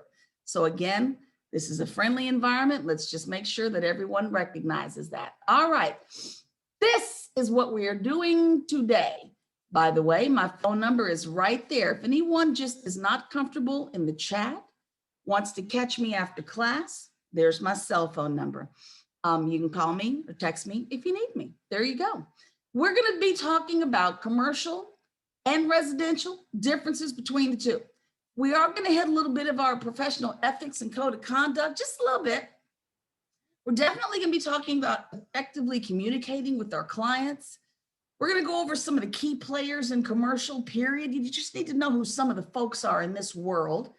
We're going to talk about some of the things you need to consider when we're dealing with our clients and your new clients, and just a ski taste, just a little bit. We're going to talk a little bit about mathematics. Now, I need to take a look around the room. I'm just going to ask the question, who hates math? Now, I'm not doing this just a gesture. I hate math. Does anybody else hate it? Lloyd, I see you laughing at me. I see two hands in there over there for Jeanette. Hello, hate it. Can't stand it right here. Yeah, even your instructor is not a fan. However, I am a former professional journalist. Did that for 15 years. So what I prefer to do, and I want to ease your mind now, we're not going to learn 10,000 formulas up in here, okay? There's no way for you to do that and walk out and be proficient. We're going to learn about the theory behind the formulas, okay, my friends? I'm talking about the theory behind the formulas, not look at all these numbers and algebra and ask you to be an expert. As a matter of fact, let me let you all off the hook. You ready, Lloyd? Watch this. There's only 2 math questions on the exam. What? All right. So yeah, everybody lighten up. Ease your minds now, because you'd be amazed. That first class, people freaked out when they saw the math we covered. So you guys don't flip out when you see it. All right. Previous transactions are not eligible because you need to learn what you need to learn here. And then we can say that you've applied it towards your transactions. And that's because those are the rules they set aside, my friend Sobi. There you go. Back to our presentation. Let's keep moving forward, y'all.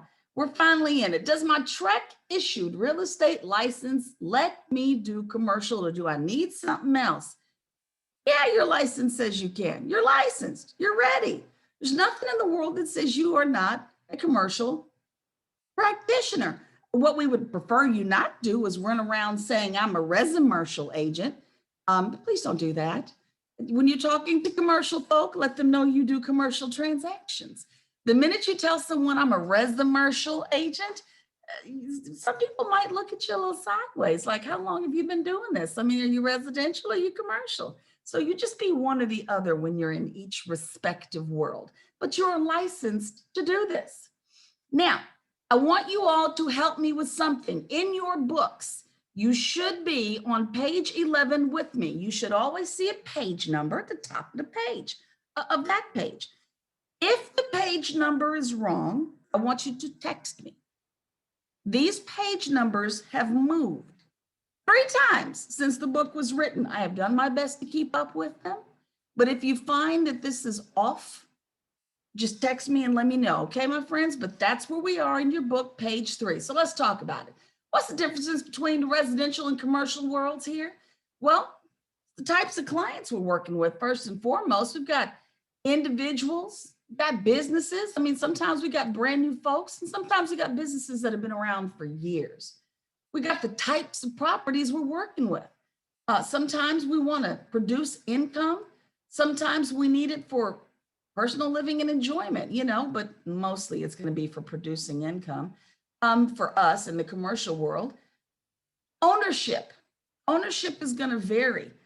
Short-term investments on the commercial side, lifetime ownership on the residential side. These are generalities, but that's what's different between the two. And then we've got the risk associated with owning commercial versus residential. In other words, how fast can I sell it? And by the way, there's a name for this. How fast can I sell it? It's called liquidity versus illiquidity. Now, anybody who knows me knows there's something important on the screen, and that's that turquoise. Anyone who knows me, pop open your mic and share with our friends what turquoise is an indication of. You want to know that for the test. There you go, my friends. Anytime you see turquoise highlighted on the screen, that is either a test question or a test answer. I'm not going to tell you which one, but I guarantee that's on the test. So if you feel like you need to take photos of these slides that have turquoise highlight on them, it would be a wise move on your part to do so.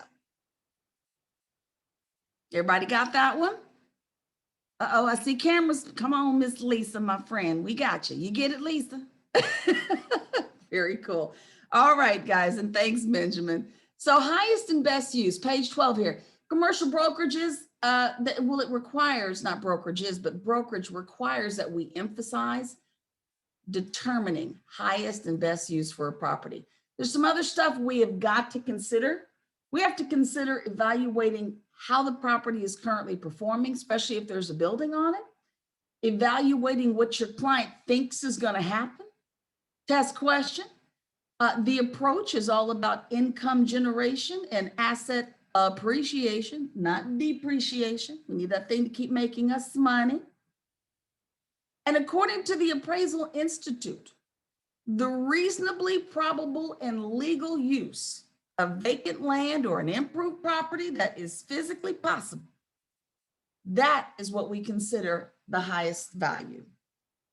The reasonably probable and legal use, legal, y'all caught that, right? That meant no meth labs allowed.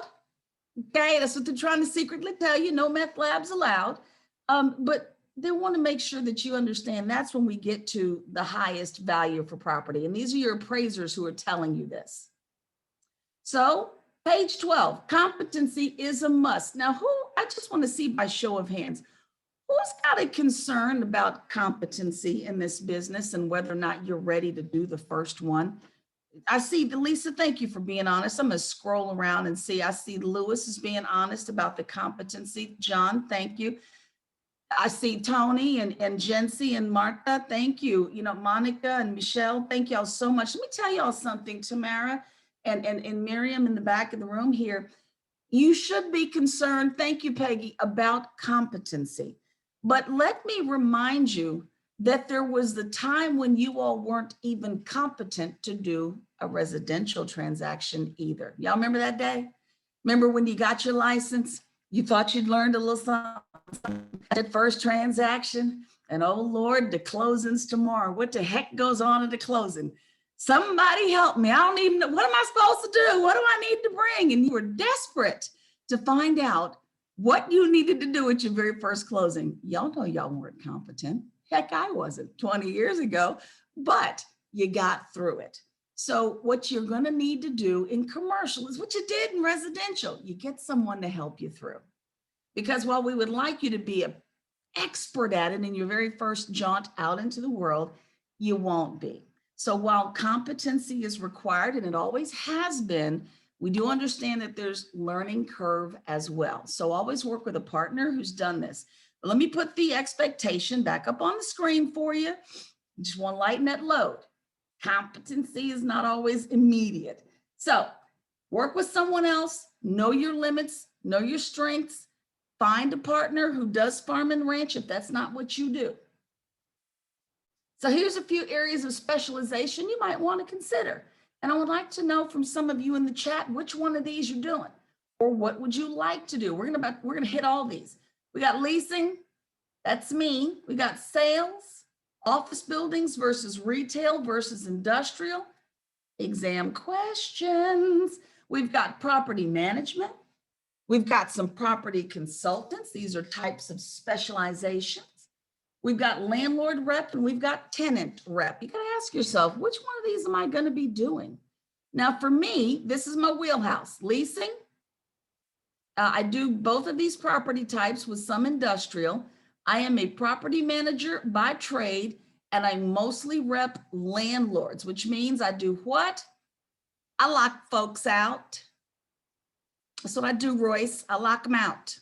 I'm good at it too. Really sick with it. I'm trying to tell, I'm real good at it. But you need to ask yourself, which one of these things we specialize in? Troy, if you think that gave you a giggle, watch this. I'm so cold with property management, and don't y'all judge me because I already smell it coming. I will lock out any tenant for any reason according to the lease document. That means, don't y'all judge me, here it comes. I've locked out churches too. Say it again for the people in the back, Miss. I have had to lock out churches too.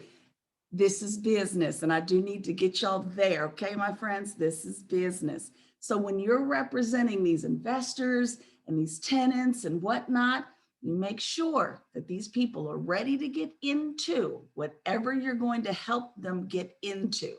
Because on the other side of the table is someone waiting to get a hold of the space, acquire the asset, take over the land or whatever. I have locked out every kind of business known to man. Now, I will tell you this. Uh-oh, looked like someone was in a waiting room. Okay, so I have locked out some businesses like nightclubs.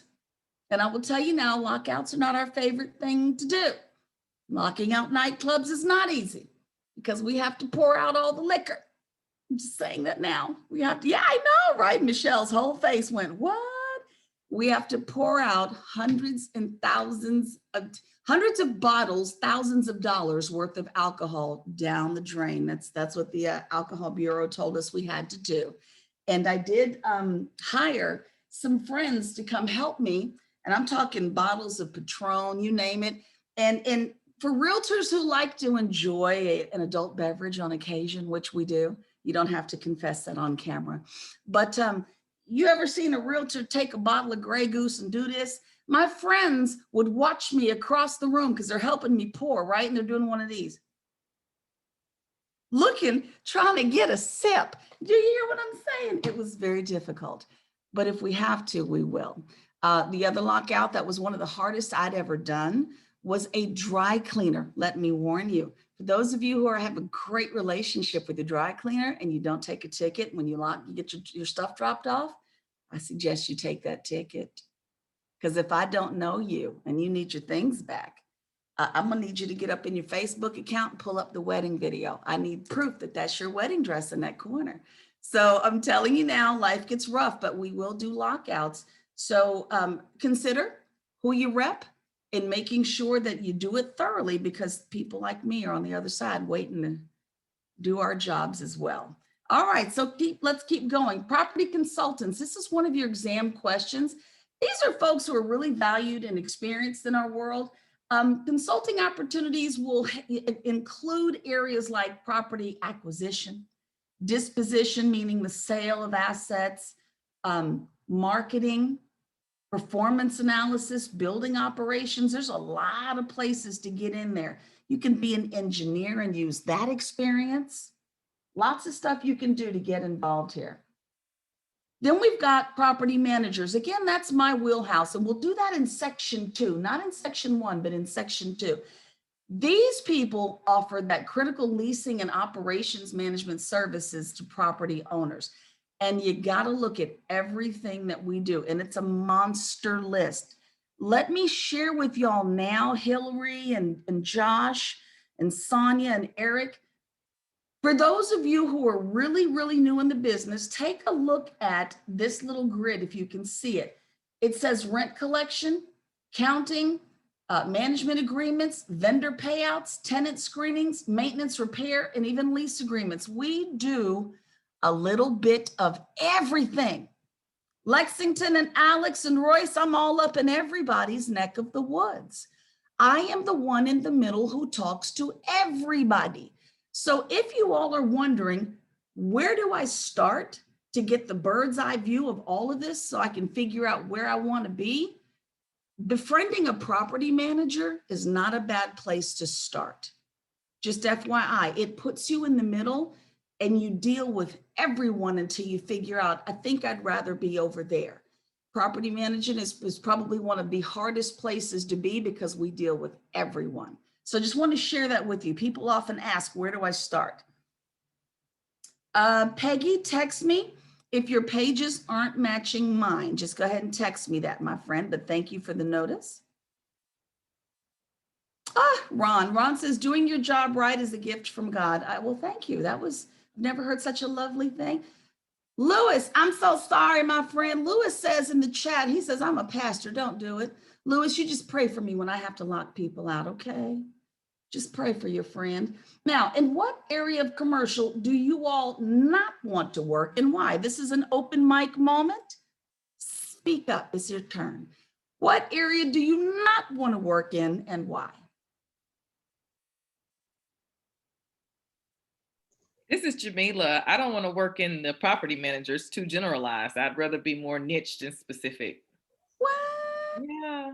You want to be privy to everyone's dirt? Nah, I'm more niching. I prefer niching. Okay. Well, which area would you like? What do you want to do? I'm not sure yet. I'm still kind of looking, but it probably will be multifamily because I work with a lot of investors. And so it'll probably be the multifamily, the 5+ units. And then also, the smaller retail spaces as well. Gotcha. Smaller retail is very different from large retail. So it's an interesting separation that you just made. Anybody else? What area do you not, and thank you, Jamila, what area do you not want to work in and why? Hi, this is Sandy Collier, and I do not want to do property management because it sucks. What? Why? Too much drama. Ain't nobody got time for that. I hate all that drama. Okay, first of all, Miss Sandy Collier, let me tell y'all something. Let me let you know this. There is a commercial property management 101 apartments not included class available. So in case you want to know how to master that job, because Sandy, let me promise you this. When I manage a property, nobody calls me. Why? Because it's done well. So I'll just let you know there's some tricks to that trade. So far, nobody wants to do what the heck I do. Anybody else? I'm never going back to multifamily, ever. You're not ever. All right. Ever. Well, not to multifamily property management. That was what I did for 15 years before I actually got a real estate license. And that's been 25 years ago. So I've got like about 35 years worth of experience going, just inventing different phases. But I don't ever, never want to manage a multifamily property ever again. One reason, just give me one reason why. Why not? What is it? I think after I married and had children, I just didn't really understand the I can't stand locking out the families. I can't take it, especially with the babies. I just can't take it. And I would go home and cry. It was just and then once I became a mother, it made it worse. I can get with that. Hands down, I can totally empathize Can with do it. it. All right, that's good advice, guys. Anybody else know what they absolutely don't want to do? Oh, I see Shelley. I don't want to do property management either. Now look. I don't have an experience, but I mean, you can see what most of the people say. So I think I have a lot of other fields that can do much better. Okay, we're going to end the Property Management Hateration Club meeting right now. Y'all need to quit.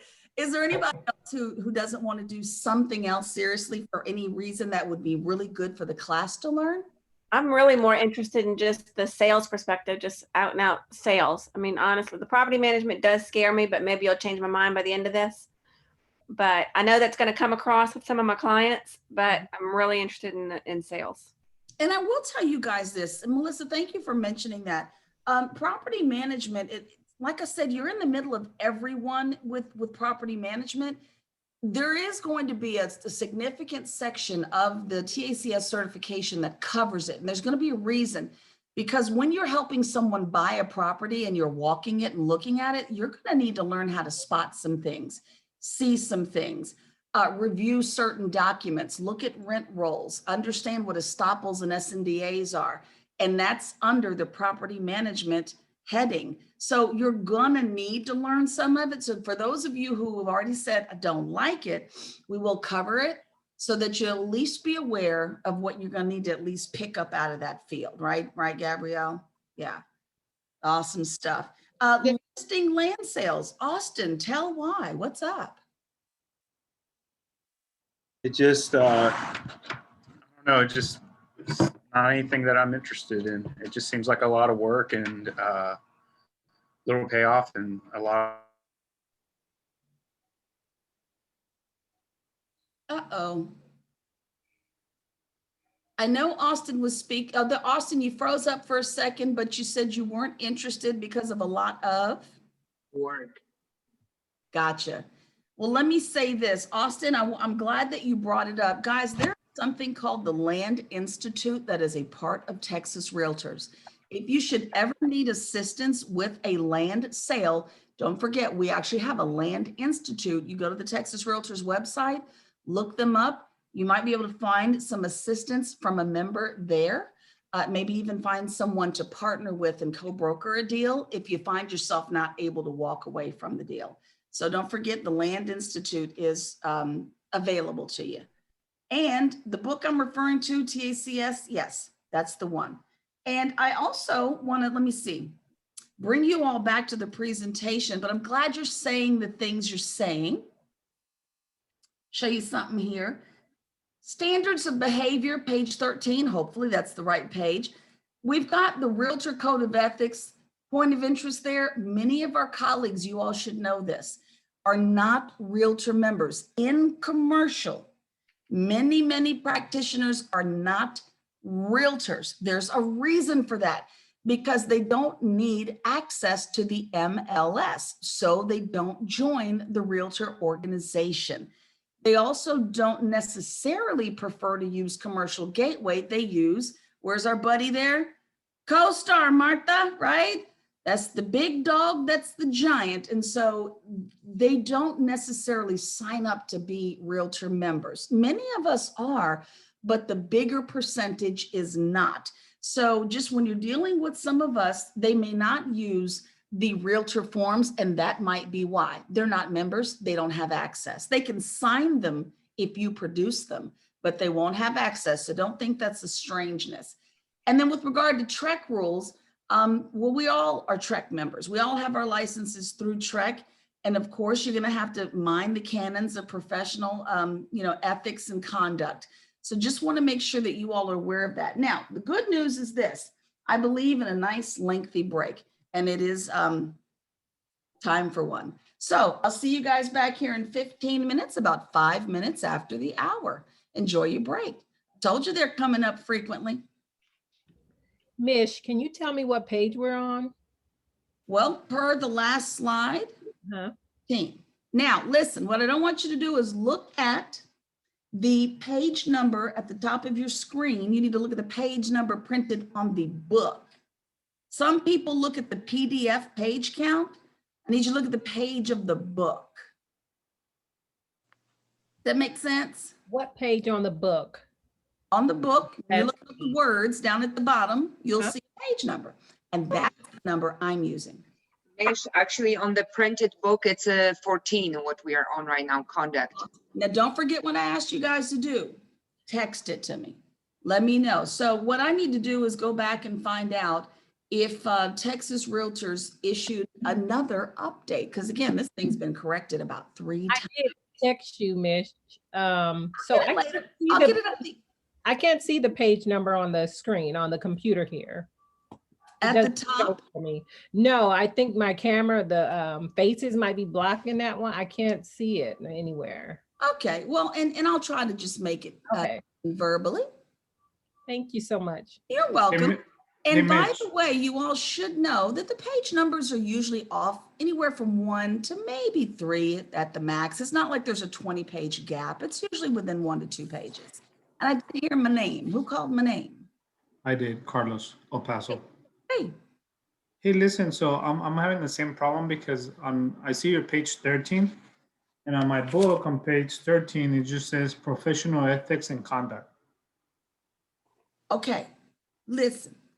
As long as you can see what you need to see on my screen, this stuff is in your book. Now, your code of ethics should be at the front of the book. And if it's not at the front, then that means it's about, so many pages in. And let me see if I can crack open the book with you. Let me crack open the version I've got. If you scroll down on that page he's on, it's the next page, the code of ethics. Page 14. It's Yeah, page 14. page 14, yeah. But what we don't want to do is stop me every 5 seconds for every page count that's incorrect. That's why I said just text it to me. Because I already know this is going to be off by a page or two because it keeps getting corrected every time an instructor finishes. We have to correct the book, typos, formulas, things of that nature. So there are going to be some gaps in our numbering. So just text me. But for now, you all have already let me know that for section 1, we're already off by a page number. I have a question about being an individual broker and being able to verify my certification. So how would that work? The 2 transactions. You can turn in your own, and if there are any questions or any doubts, they'll contact you directly. Okay, sounds good. Thank you.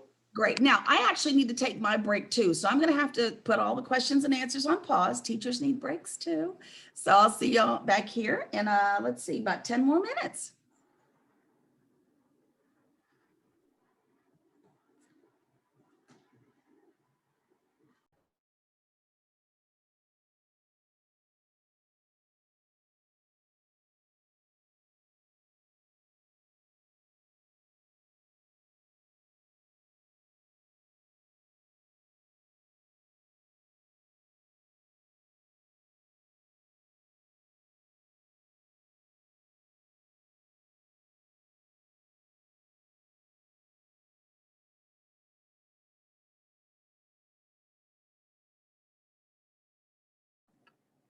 Thanks for letting her know, Carlos. I called Hilda and they let me back in, so aquí estoy. I can't hear you all though. Let's see.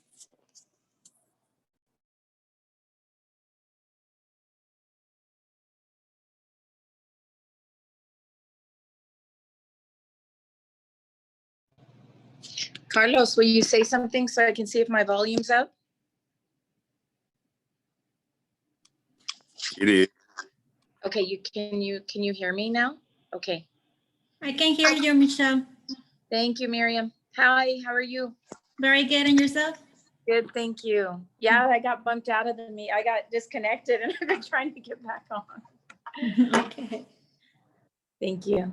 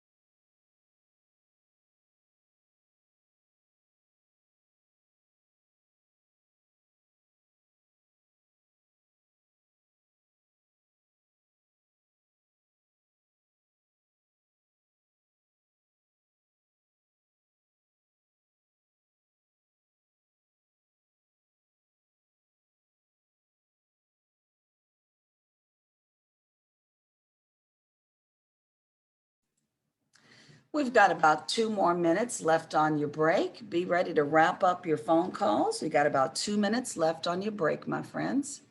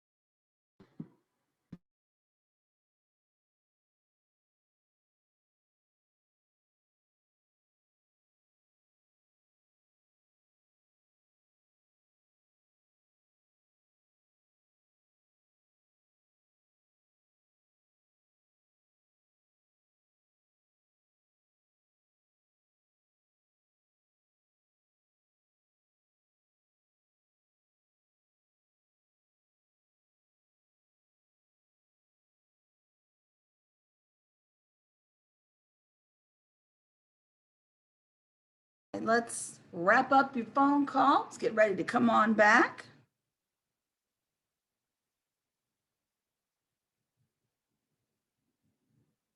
Get ready to wrap up your calls and come on back.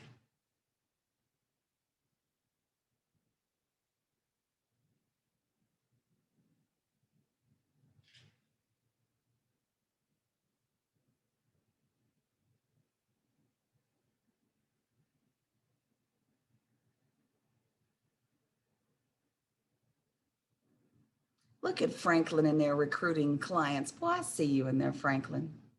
I don't blame you. Well, I can't help it. That's all right, you know. All right. That's all right. I like the way you're doing it, though, just, discreetly in the chat, and there's nothing wrong with it. Not at all. It's all about the dream. Not at all. All right, my friend. So, all right. So is everyone good with the breaks? Is anyone having any emergencies keeping you, just kind of off screen? Is everyone pretty good so far? Thumbs up. Y'all all right? Awesome. Good stuff. All right, Darren, just want to make sure y'all are good. Hey, Herman, what's going on down there? Hey, Tito, where's my friend Tito? I see Tito's curtains, but not Tito. Come on back. All right, y'all. And by the way, I have none of the food you see on screen. I wish I did, but I don't. I love charcuterie. All right. And I'm aware that for some of you, it looks like I'm off by 1 page number. I'm going to do my best to read you the page number that I'm on. And if it's not exactly the same, I can tell you this with a little confidence. It's usually off by 1, maybe 2 pages tops. And then I'll have to continue to adjust every time the page numbers are switched. And this is going to happen for a little while until we get the class refined. So again, I might be off 1 or 2 page numbers, but page 22 is the neck of the woods I'm in. So let's take a look at one of the case studies that's in your book. And I believe this is the one that is still in the book. I'm going to summarize the situation. It's a little bit longer than this, but who's got that kind of time to read? So I summarized it really shortly. A guy named Grant wants to sell a warehouse. That's a picture over here on the right-hand side. And he worked with a realtor named Bob, who suggested that he list that thing at $100,000. Well, Grant felt like the asking price, the sales price, was too low, but he agreed to it anyway. And within about 2 weeks, Bob, the realtor, puts in a $100,000 offer minus his own commission. Now, the client, Grant, got a little uneasy about the $100,000 price tag and says he wants to get an appraisal before he accepts Bob's offer. Bob argued that he did his job in finding a buyer, that's himself, and that he's owed the commission. It's an interesting scenario, and it's in your book for you to kind of review and read. So there's a couple of questions that come up because of this. Do you think Bob is in violation of the code You can throw it in the chat if you like. You can nod, it doesn't matter. But the question on the table is, do you think he is in violation of the code? So here's some of the choices I believe written in your book. No, he's right. It's a legit offer. Grant should sell Bob or pay him the commission, sell to Bob rather. Yes, the code prohibits realtors from buying property listed with them. Or yes, Bob put his own interests above those of the clients. Or no, Bob's not obligated to pay the appraised price, even if it is higher than the original listing price. So put in the chat your number that corresponds with the answer you believe to be the correct one. Boy, y'all are already on it. How about we all just tell them we took the class and secretly end our day early? Now you guys are on it. And that's exactly it. You know, Bob is in violation of the code in that he put his interests above the client. Now, there's a few levels here. There's nothing wrong with the offer. It's just that his argument that you have to take my offer, yeah, Bob's working in his interest, not in his client's interest. So what about this question regarding the same scenario? What was Realtor Bob's obligation to Grant? Was it to protect and promote the interests of Grant, the client, not put his own interest ahead of Grant's? Was it to serve his client? But Bob is allowed to make a reasonable profit in buying a client's property. Bob had no obligation to Grant other than to get the thing sold, which he tried to do. Where are we at with that one?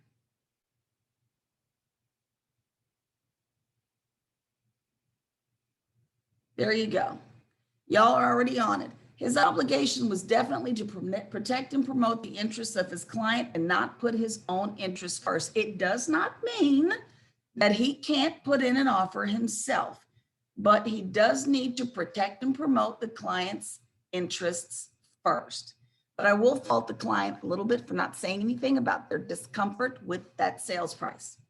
And then the last question, let me see, is this the same one? Different scenario. Now this one isn't in your book. Please note the camera in the upper corner. This is one of the things that resulted in a massive shifting of page numbers. This was removed from your book because it wasn't typed in correctly. But I liked the example, so I kept it and corrected it. So here was the situation that was once upon a time in your book. It said that this property owner named Kathy had a building and she had it listed and it quickly gets 2 offers. Now, one of those offers comes from her broker, a guy named John, and it's from the broker's client, let me clarify. Now, the other offer came from someone else, also represented, and they're virtually identical. So Kathy's broker, realtor John, says, look here, Kathy, if you reduce your commission, and she says this to John, I'll accept the offer that you secured here. And although you might get a little less than we agreed in the listing contract, you're still going to get more than you would if you had to pay the other broker. I'm giving you both sides of the transaction. If you reduce your commission amount just a little bit, we're going to go into intermediary if you agree to reduce the total commission amount. So when the other broker finds out directly from Kathy, by the way, that John reduced his commission to make his clients more attractive, that other broker is livid, irate. I know, right? Philip says, not a good idea. So here's what's up. This is also not in the book. And Brad, give me a moment to get back up in there. Okay. Can John renegotiate his listing commission at the time he presents the 2 offers? Now, these are some of the answers that were presented in the book. I think there's a 4th one. There we go. So either no, John's bound to the commission he agreed to in the listing contract.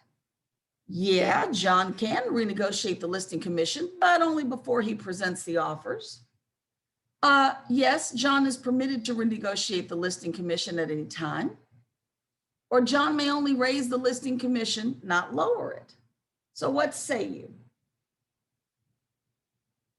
You'd be shocked. Your code of ethics says John's permitted to renegotiate the listing commission at any time.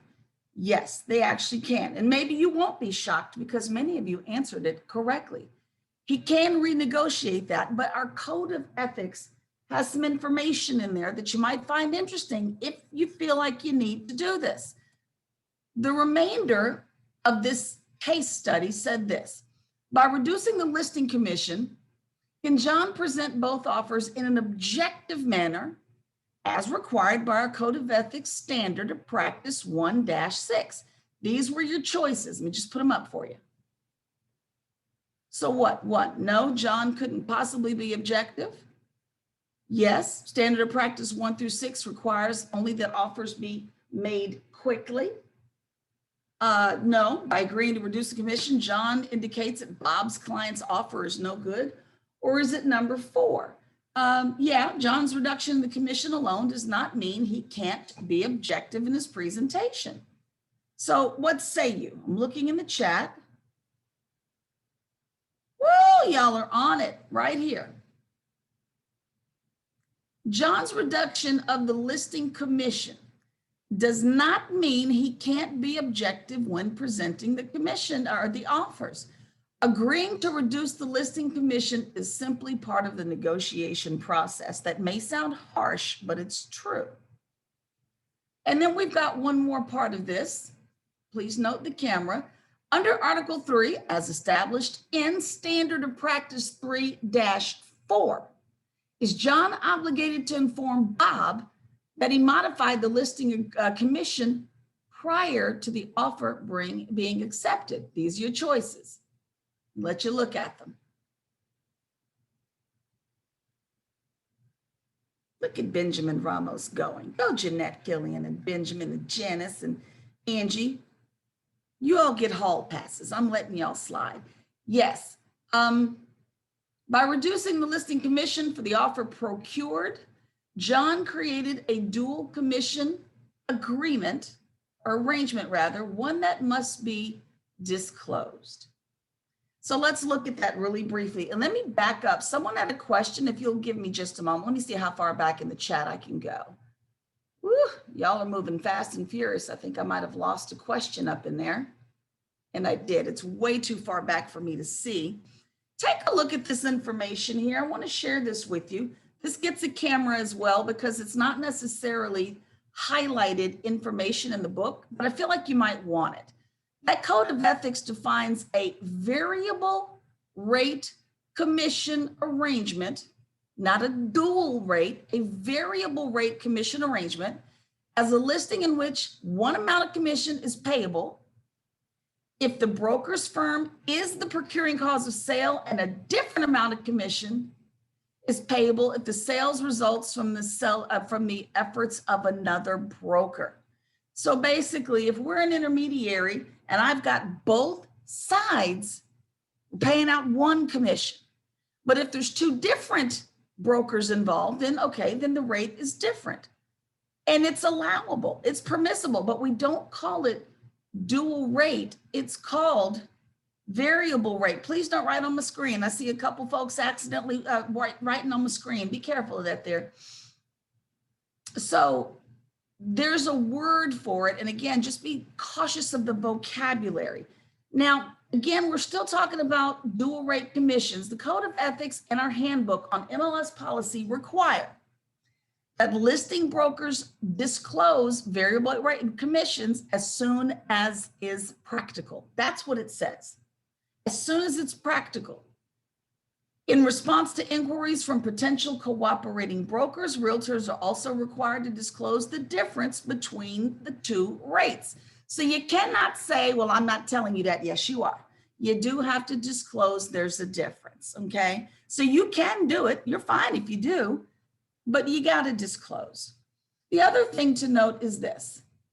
Once a cooperating broker, that's the other party bringing in the tenant or the buyer, knows that a variable rate has been offered, that broker's got to disclose this to the client immediately before that client makes an offer. So somebody better say something fast. In the case of our example, Kathy, the property owner, approached her broker.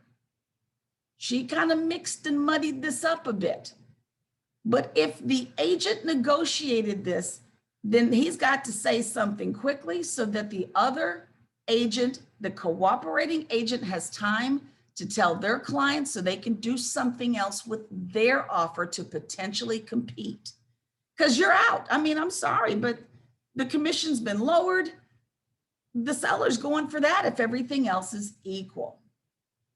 So you want to be able to give someone time to equal the playing field. And then I do want to add one more thing here. Question on the table is, can we be a dual agent? Now I'm just going to open up the mic. Go ahead and take a picture of that, because the answer is no, we can't do this in Texas. Does anybody know the difference between dual agency and intermediary? Because there is a difference and they both look almost identical. But anyone in here skilled at explaining the difference between the two? I like to hear other people share. In order to be a legal intermediary, you have to have. Someone's talking, but I can barely hear them. And can anybody else hear that person? Can you hear me? Not really. Try again. In order to have a legal intermediary, you have to have signed representation by both parties. Right, you do. And for some reason, your mic is really quiet, but I heard you. Do you know what a dual agency situation is and why we don't do that? I'm just asking. Dual agency is when you're playing both sides, but they don't know you're playing both sides, to my knowledge. That's an interesting way to put it. She says, in case y'all didn't catch it, it's like you're playing both sides, and you're fully representing both sides.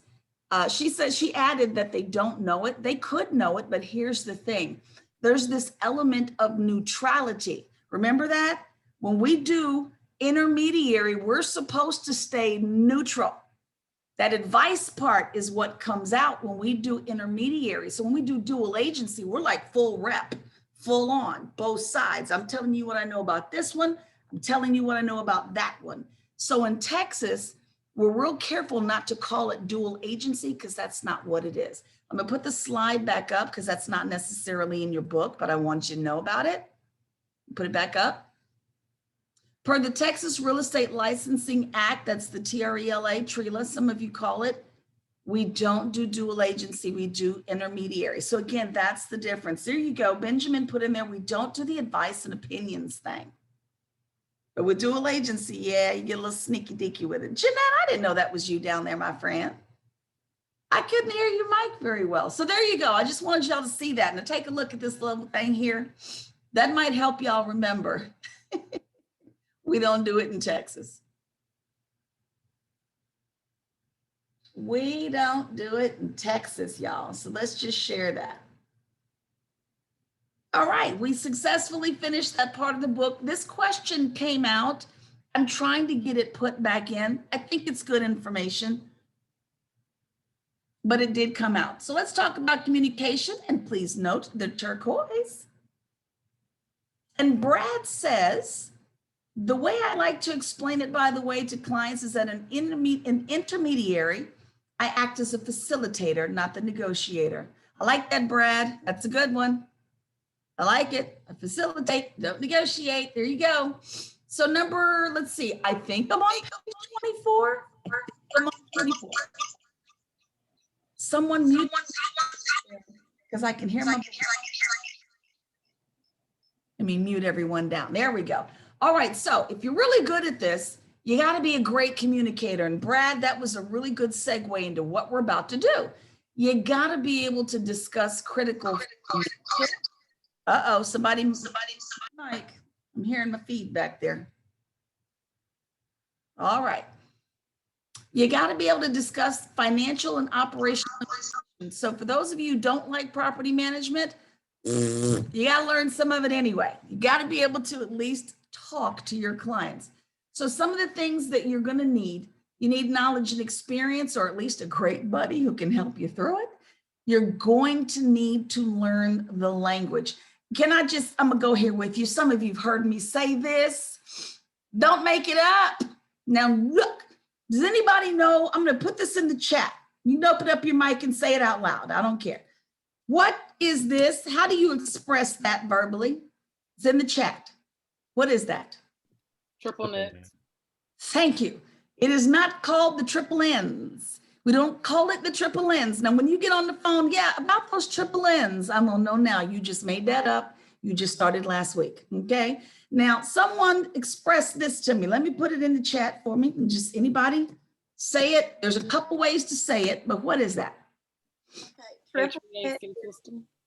HVAC. Someone else said it the long way. What is it? HVAC. HVAC.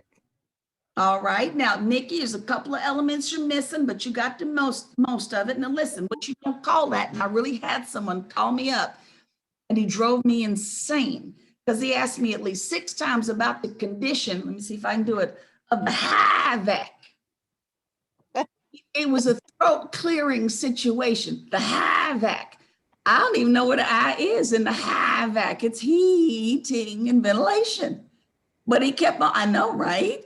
The HVAC. I'm like, oh, sugar, can you just not do that, please? So do not make it up as you go along. It really is key that you know the language. And when you don't understand things, ask. Thank you, Nikki. She got that ventilation in there.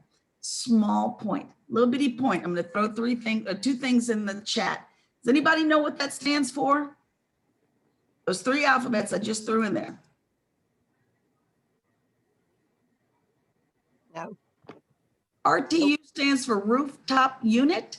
It is another way some of us will reference the air conditioning systems in a commercial, retail, or warehouse industrial setting. So if you should hear any of us reference an RTU, or we need to know the condition of the RTUs, because there'll be stuff. Thank you, Philip. That's what we're talking about. Likewise, you might also see this. It all means similarly the same thing, a package unit. Air handlers have a couple of different ways you can look at it, but Philip is correct. We're still in the neighborhood of HVAC. When you hear air handler units, the AHUs, we've got fan units, we've got all kinds of words for the same thing. But I think, and Philip, you tell me what you think, I think we hear RTU, at least in Houston, most often after HVAC. What say you, Philip? You hear RTU more often? Yeah. So just, again, that was just a matter of vocabulary from me to you, from a property manager, for those of you who don't want to get in my neck of the woods. There you go, just a little vocabulary. Then you're really, first of all my residential friends in here, you're good at this. Now you're going to need to get even better. Understanding the needs versus the wants of your clients. I need to ask you, please open up a mic and go for it. How do you find out what the needs and wants are of your residential clients? Who has a method for doing this? Because I've got one. I just like to hear what you all do. Called a consultation.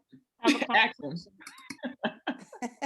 have to But how do you differentiate between the two? There's a need, there's a want. These aren't the same thing. How do you get them to separate these things for you? Write it I down. usually ask them to prioritize.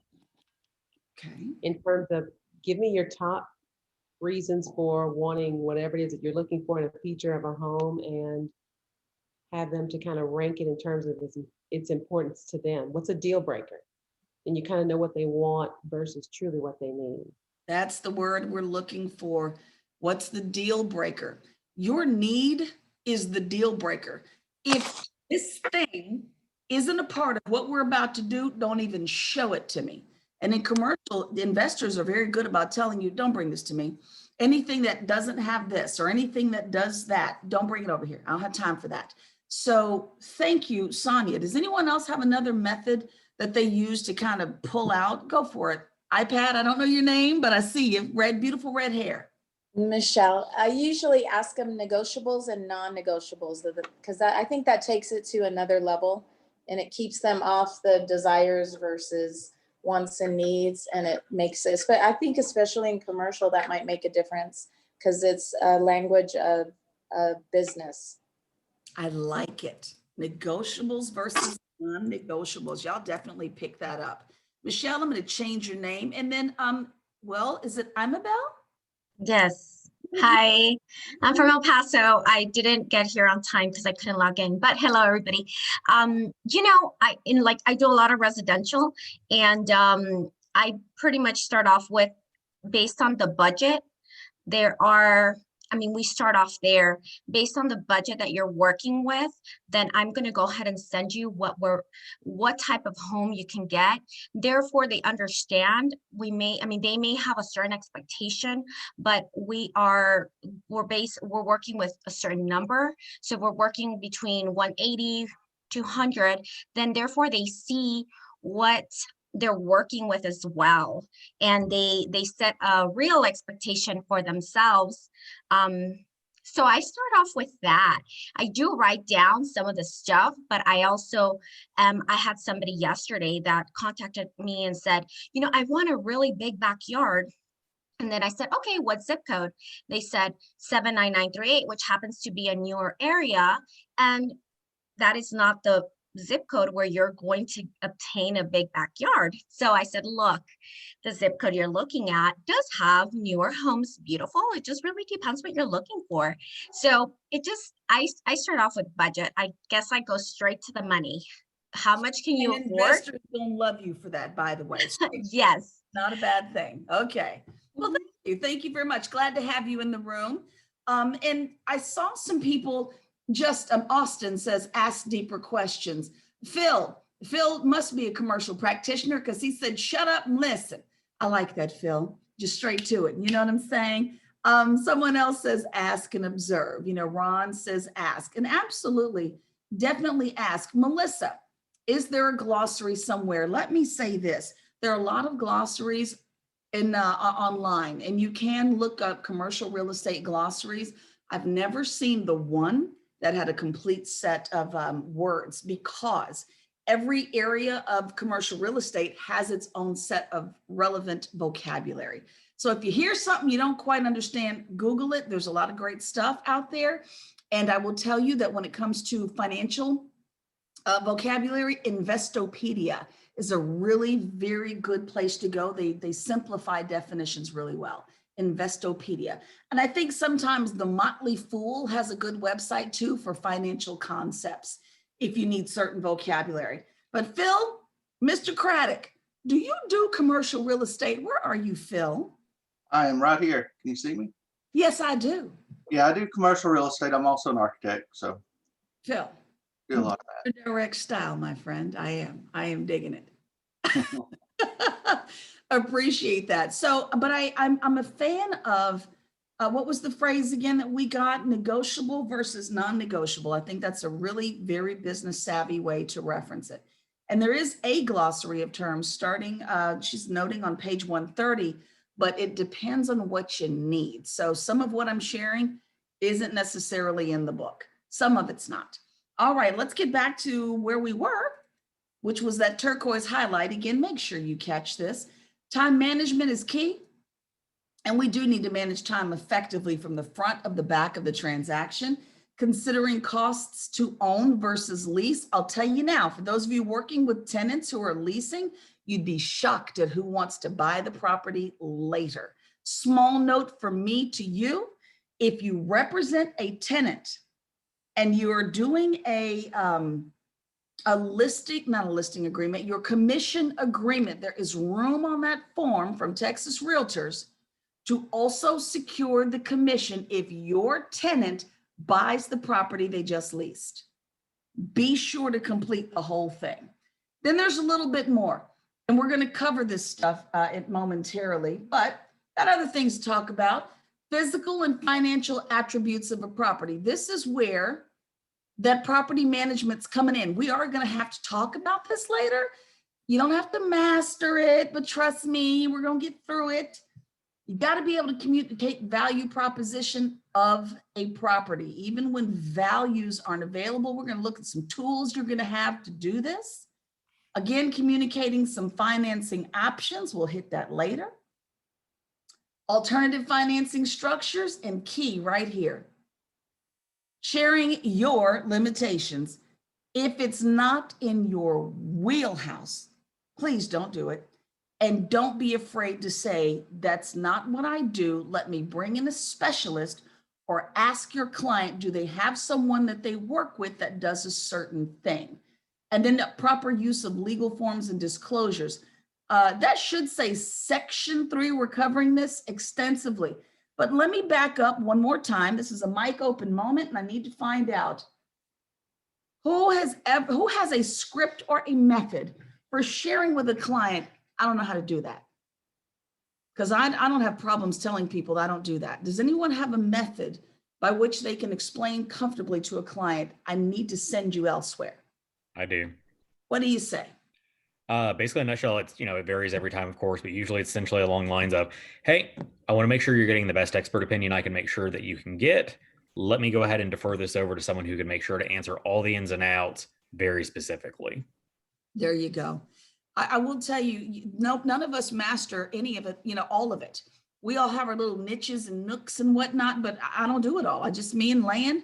Who was the person needing the land referral? Someone was asking about land. And I'm going to tell you now, I'm not touching land with a 10-foot pole. If you want to develop instead of invest, I'm sending you to Philip. I'm not doing it, because land requires a lot of attention to detail.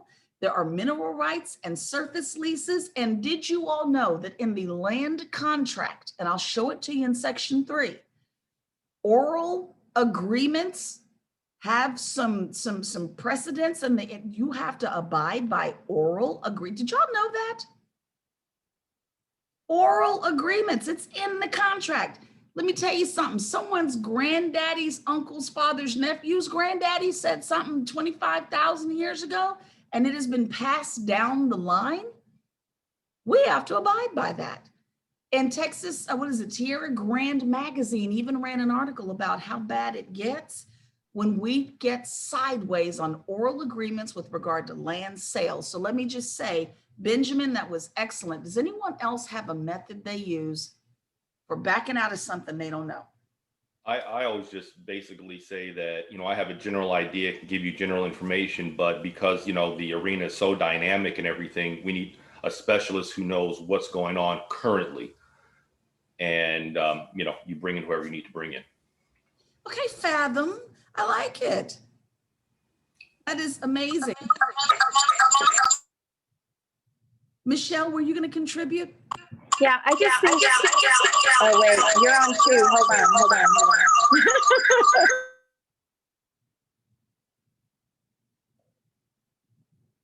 I don't know how to fix that, Michelle. Type it in the chat. You have 2 devices on at the same time. Yeah, she must have 2 devices on. Hey guys, anybody else have a really good method or script that they use? Because we do have new folks in the room who are benefiting from what you all know. Does anyone else have another example of how they kind of, push something off their plate if you're not good at it? Just tell them, I want to be able to provide you the best services possible. And so what you're asking for may be something that I'm not fully an expert in. So I want to ensure that I refer you to someone who can cover all your needs. Amen. And listen, everything doesn't necessarily require a full referral. I believe in keeping your money. You may be able to keep your client and partner with somebody else. You know what I'm saying? So I'm not advocating that you just give it all away every time. You might have earned that person fair and square, might be a family member. It may be someone that's just loyal to you, but be sure to partner with someone proficient in the thing that you don't know. So I'm not necessarily saying give it away, but just be ready to address that question. Michelle? As an example on that, I'm actually doing that right now because I have a client that wants me to do a commercial deal for them. So I did ask someone in my office that I know does commercial, asked her if I can pay her just 20% referral to just guide me along through the process and go through the forms with me and stuff. But I'm keeping the bulk of it. I'm just really paying her 20% just to help me. Awesome stuff. You got to do that. Yeah, definitely don't let it go if you don't want to, but don't try to be the expert when you're not. That's Jamila said, that's not my lane. I likes to stay in my lane. All right. We can get colloquial with it if we need to. Let's see. And then I'm going to put us back on screen real quick. We're moving very quickly to our break, if you can believe that. All right. And by the way, in the 3rd section, we're hitting all the contracts. So don't worry about it now. Don't worry about it in section 2. Section 3, straight up contracts. Knowledge and experience, this is going to be on the exam, but in different areas. And so I'll be sure to highlight in turquoise those things you need to know, but knowledge and experience is going to come up. 2 elements that can demonstrate that are exceptional client service and your skills. Superior knowledge, understanding, this will definitely convince people that you're the better choice. If you didn't know, there is a commercial room for Texas Realtors on Facebook. Articles on the latest and greatest are always put in that Facebook room, so you can see what's going on in the real estate industry in commercial. People are asking questions about solar panels on buildings. Don't do solar panels. You go in that room and look that up. So there's lots of places you can go. You know what? I'll look it up on break, but I would say Texas Realtors Commercial, I really believe simplistically is the name. Your experience is going to increase over time. And I'm curious, everyone did tell me what the heck you don't want to know. It is clear you all are hating on my section. What areas do you want to learn in? Since everyone's hating on property management, what do y'all want to know more of? Property management. I'm staying in it, always will, and won't ever look back. Thank you. Okay, and I heard a lot of multifamily. That's coming up a lot, by the way, guys. They use commercial leasing. Thank you. Yeah, I want to look at office space and other types of retail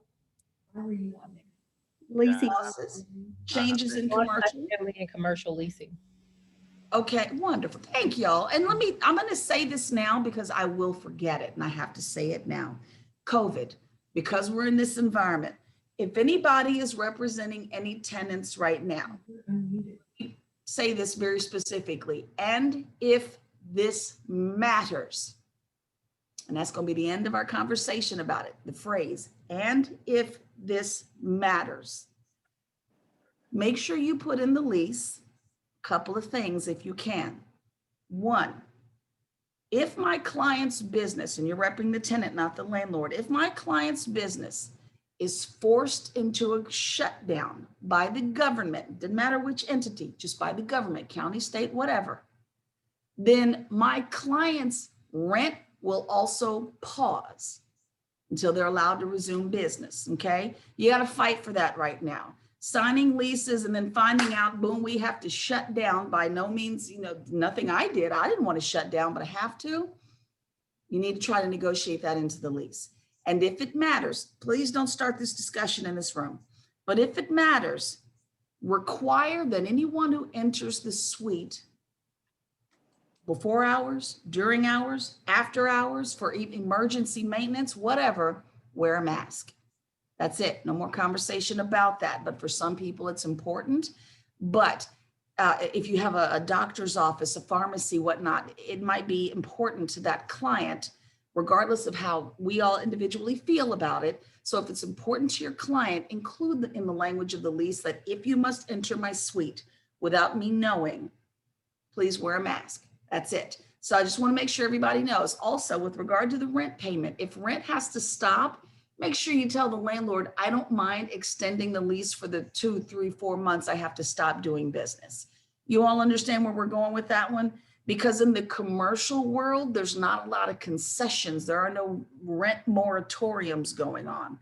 We're just locking folks out. So I needed to put that in there because it wasn't a part of the curriculum when they built the class. Any other questions about that, by the way? Neutral questions? All right, thank y'all. Thank y'all so much. Client rejected a lease like that. And I get it. They might, Phil, they absolutely might, but you have to at least try if it's important to your client. Hey, Mish. Yes. I got a question kind of trying to piggyback on that. So I have a client who, she opens up liquor stores. Now, during the shutdown, she did pretty good for herself. Would you still advise that as something to put in her lease? If she didn't experience it the first time, she's likely not to experience it the second time. And even as a landlord, heck, I might not let you shut down. I might need you to open my dog. I hear that. And the history of who did and didn't have to shut down the first time might be the driver of whether a landlord does or does not accept that. Again, let your client drive that if they feel it's important. You don't want to push what you're feeling onto them. It's just one of those things that you bring up in an effort to be thorough. They feel a certain way, you leave your feelings out of it, you move on. But I like to put that out there as an extra step of consideration, because there are businesses like, okay, Herman is saying, I wish I thought about that for my last lease. It sounds like that client might have been one of those clients, like a restaurant or something, that might have to shut down. So again, just putting that out there because it's different. John McKenzie, bless you, because I don't think this is in the book at all, but it's in my Commercial Leasing 101 class. Everybody eyeball the chat. John McKenzie says, is that covered in business interruption? I know the answer. Does anybody else? Just curious. Ooh, silent room. Here's what I know about that. Business interruption largely does not cover endemic, pandemic, viruses, or microorganisms that have anything to do with a business shutdown. Business interruption insurance largely covers businesses that stop operating as a result of damage to the building itself.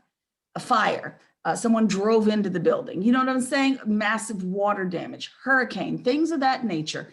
So I cannot tell you, unless there's some rider that was added to the business interruption insurance, that that's going to cover you. And many, many, many business owners got a rude awakening when they tried to invoke those particular insurance policies to get help. It didn't work. Endemic, pandemic, virus, and microorganisms that result in shutdown were not covered. Brownouts in Cali. What happened in Cali, Mr. McKenzie? What you sharing?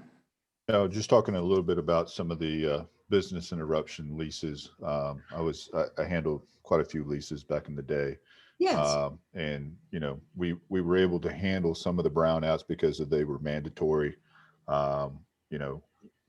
Having to deal with generators and everything else. So we were able to claim some of the business interruption at the beginning of brownouts back in about eight or 9 years ago. So interesting stuff. And then Lexington, great question, but that's a policy question. So you got to look in there and see.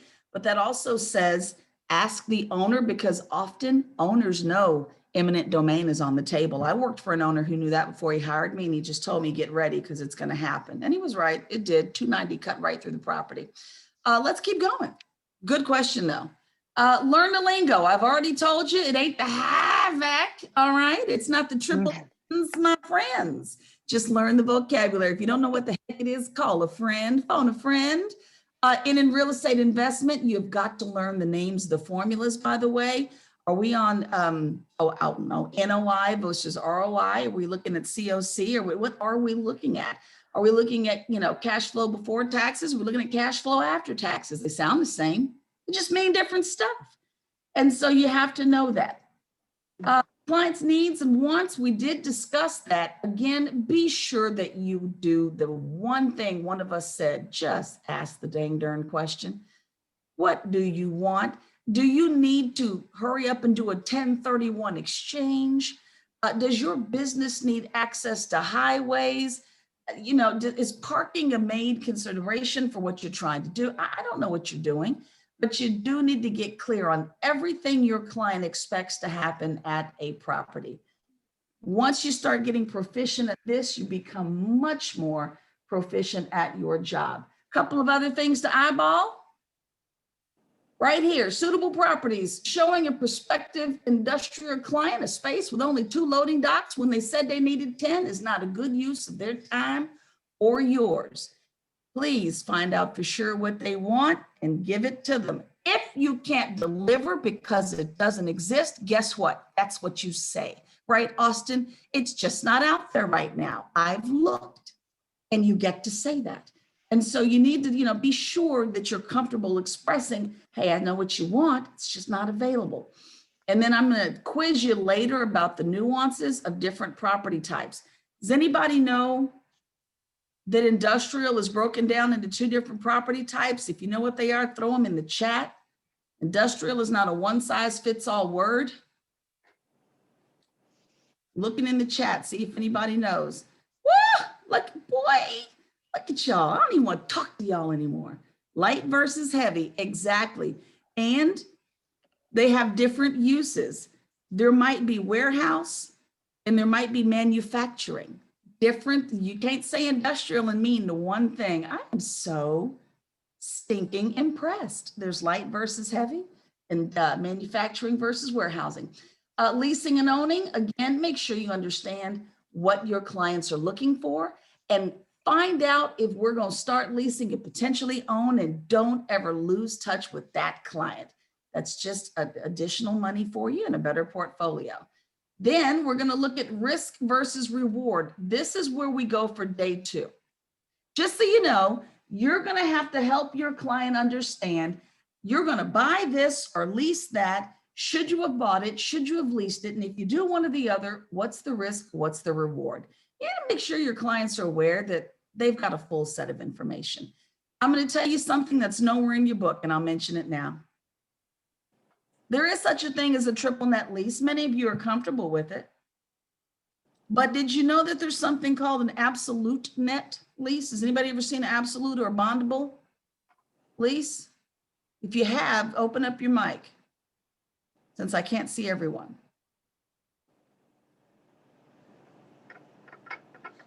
I hear a mic open. Does that mean you know? Okay. Bondable or absolute triple net leases mean your client, your tenant that's going to lease up this space, usually it's going to be single occupied. Thank you, Mr. Lotzer. Benjamin hit it. You might as well own the building. Your tenant is going to be responsible for the roof repair, parking lot repair, every drip drop of electrical, plumbing. I don't care if it means digging up the parking lot to get to the 2-inch supply line from the meter to the building. You might as well own it, because the owner isn't going to repair anything. You might as well own the building. So some of what you need to know, that risk versus reward. Did I get myself into a bondable or an absolute triple net lease, or net lease rather? Might as well have bought it. And you need to be able to explain that to people. So pay attention to what's going on. And again, get you a buddy if you don't know what you're looking at. By the way, I am open to phone calls if you all need them as you move through your careers here. Couple of other things. Listen for all my property management haters.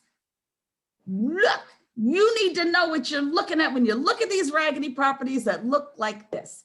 You need to be able to understand what you're seeing and what the potential of a space like this might be. There might be some potential in there, but you're going to need to know something about the physical asset too. Bring a property manager buddy with you, but I'm going to teach you how to view the property the way a PM will see it, because we see it differently, Jody, than you're going to see it. We don't see it, Keelia, the way you see it. And then last but not least, you better be ready to tell somebody why they need to work with you, because is it La Rosas? Lou Rosas. Lou, you didn't have a space in your name, my bad. Lou, you've got to tell somebody why you're better than Brandon over there. Brandon's sitting right next to you on my screen. Brandon, Brandon, you got to be ready to fight with Elder. You know what I'm saying? Clay, you got to throw down when Darren wants to jump up and take the same client. You understand what I'm saying? Jim, it might be between you and Jency. I don't know. But you all need to be able to express why you. Now, for now, what I need you to do is go enjoy another 15-minute break on me and come back at around, I don't know, let's make life easy, around 11:13. Take yourself another break. 11:13, I'll see you back here. I told you they'd come pretty quick. Y'all know lunch is next, right? All right, 11:13, see you back here.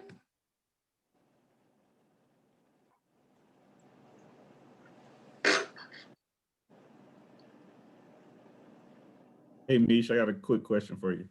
I think I might have a quick answer. What you got? Where do you say someone starts when, I don't know anything about the different industries and the areas of it. Where do you start to try to find out what you eventually want to do? Lewis, don't listen to these haters. You get over here in property management, okay? Let me tell you, don't listen to haters, all right? But like I did mention early in the class, and Tawanda, I'm glad you like the breaks. I'm glad you appreciate that. Lewis, we are in the middle of everybody. So if you ever wanted to do something, befriend a property manager. If you don't want to become one, maybe you're a part-time assistant property manager, but that puts you right there in the middle. You see what the owner's doing. You see what the leasing person's doing. You see what the contractors and construction folks are doing. You actually see what the accountants are up to. You're in the middle of everyone. And from there, you can figure out what you like. Okay, let me ask you a second question about property management. Is that something, obviously, because that's not a one-time deal, so is that like a monthly salary type situation? You get paid in that? That's what that is?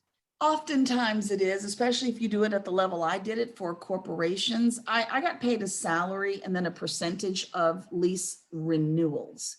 So I could, if I secured the tenant and they stayed, but I didn't get paid a percentage of original leases when they came in. I'm on this right now. On this Uh-oh. Ed Gonzalez is telling his business. Let me put him on mute. There we go. And Louis, does that help you out? It does. Thank you. You're very welcome. I'm going to go turn on my air conditioning. It got warm up in here.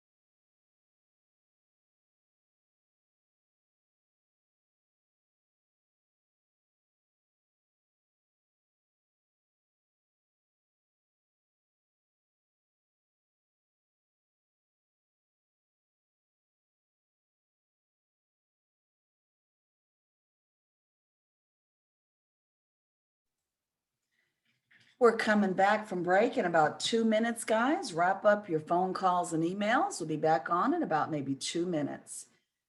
Brad, my slides are not available for public consumption, my friend.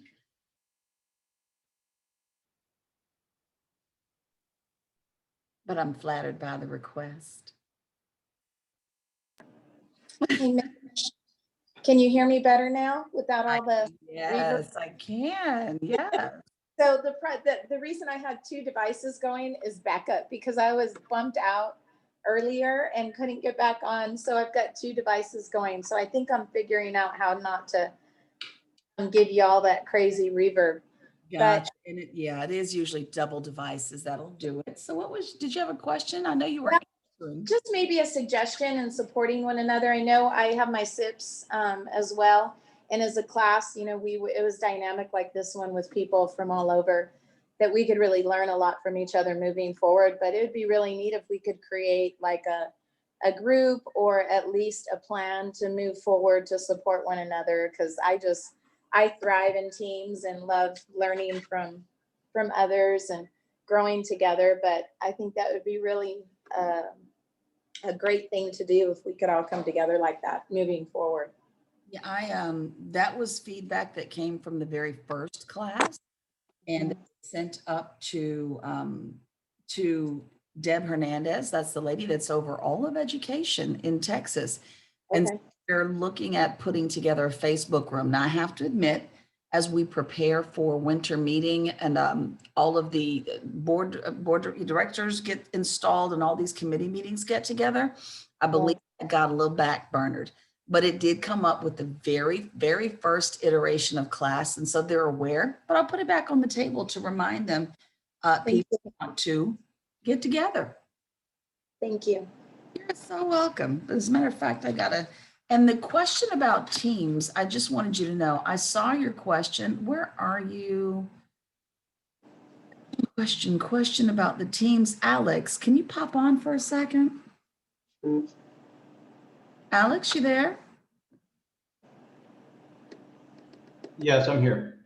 Okay, I have a feeling there's something more that you're asking me.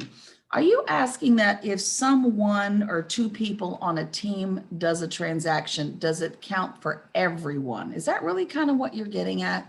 Actually, just for the two team members that would be involved in the transaction, not for the whole team. But just Okay, well, if your name is on one of those contracts, the purchase contract, what have you, then yes. And that's what your broker is going to have to attest to, is that you were in the transaction. So it might be three of you that were involved in it, but if all three of you are illustrated on those contracts, then that's proof you did it. But what I will do for you is this. I'm going to try to get an answer during lunch, but other people might be on lunch as well. If I don't get an answer for you, I'm going to put this on your plate only because I know I won't remember. Call me and remind me, hey, Mish, can you get an answer for us? And then it'll probably make its way into an update of this class. So if you don't hear back from me after lunch, buzz me and I'll find out. most certainly. Thank you so much. You're welcome. So we got teams. Hey, Mish, I had a quick question. This is Jamila. Hi, Jamila. Yes, ma'am. I'll be transparent. I only took this class because I needed to get my SEA done and I've got obligations. So this was like the only class that fit that would count towards something and not just be a class. So, but I was curious about it. Yes. Are you enjoying yourself? Hold up. Wait a minute. Well, I really want to admit that I'm a bit overwhelmed and I'm curious, what's the benefit? Why would one, it seems like a lot of people I talk to in commercial had jobs or had mentors that were already in commercial and they kind of slid into it versus picking commercial and going to it. That just seems to be those that I talk to. So just trying to see, is it the money or, what are some of the different nuances, I guess, of working in commercial versus working on the residential side and why people choose to do it? I can only speak for myself because what I'm about to say might sound harsh. I ain't cut out for all that residential emotionality, okay? All them feelings and emotions and calling me at all hours of the night because you feeling way about your loan. I can't do it, okay? I work from, look at Jason gone. I work from 8 to 5. I'm done. Do not call me at 10 o'clock at night because you're feeling some kind of way. My sensitivity level as I have aged has gone down. Okay. That was where my preference came from. I'm not even lying to you. Now that's just me. All right. Now other people in the room, Right. points, other reasons. Now I'll tell you the briefest way I know how is that the reason I landed in this was quite by accident. I mean, what you said had a lot of merit to it. And let me just make sure I'm addressing everyone's questions. I got into this by accident. I told you I was a 15-year, and by the way, guys, we're back in session. We were in session 2 minutes ago, but I got into this after the internet killed my career as a journalist. Anybody with a computer and a keyboard gets to be a journalist now. So newspapers, we couldn't get them printed fast enough to keep up with the stuff that it makes its way online these days. And so I ended up moving into radio. Now I worked at KMJQ and KBXX here in Houston, Magic 102 and 97.9 The Box for a little while. But even that started taking a back seat to the internet. So my entire department got killed, boss first and then me. So my friend, some of you know her, Carmen Contreras, she sent me over to Sharpstown Mall. Now, some of you go, Sharpstown, okay. Now, for those of you who don't know Sharpstown, someone can put in the chat the notorious nickname Sharpstown has. But I started there as an assistant marketing manager. Eventually, I became the property manager. The actual marketing director. And I started working on the property management team. And I will just say this. Somebody put the nickname to Sharpstown in the chat for my friends. You don't have Jay-Z and the entire Rockefeller roster show up at an urban clothing store to do an autograph signing, invite all of hip hop Houston to show up and not understand a little something about running the building. You just don't tell people, shoot them up Sharpstown. That's what it was called. Shoot them up Sharpstown. Y'all didn't quite get that right. But listen, Gabrielle, you know I love my mall.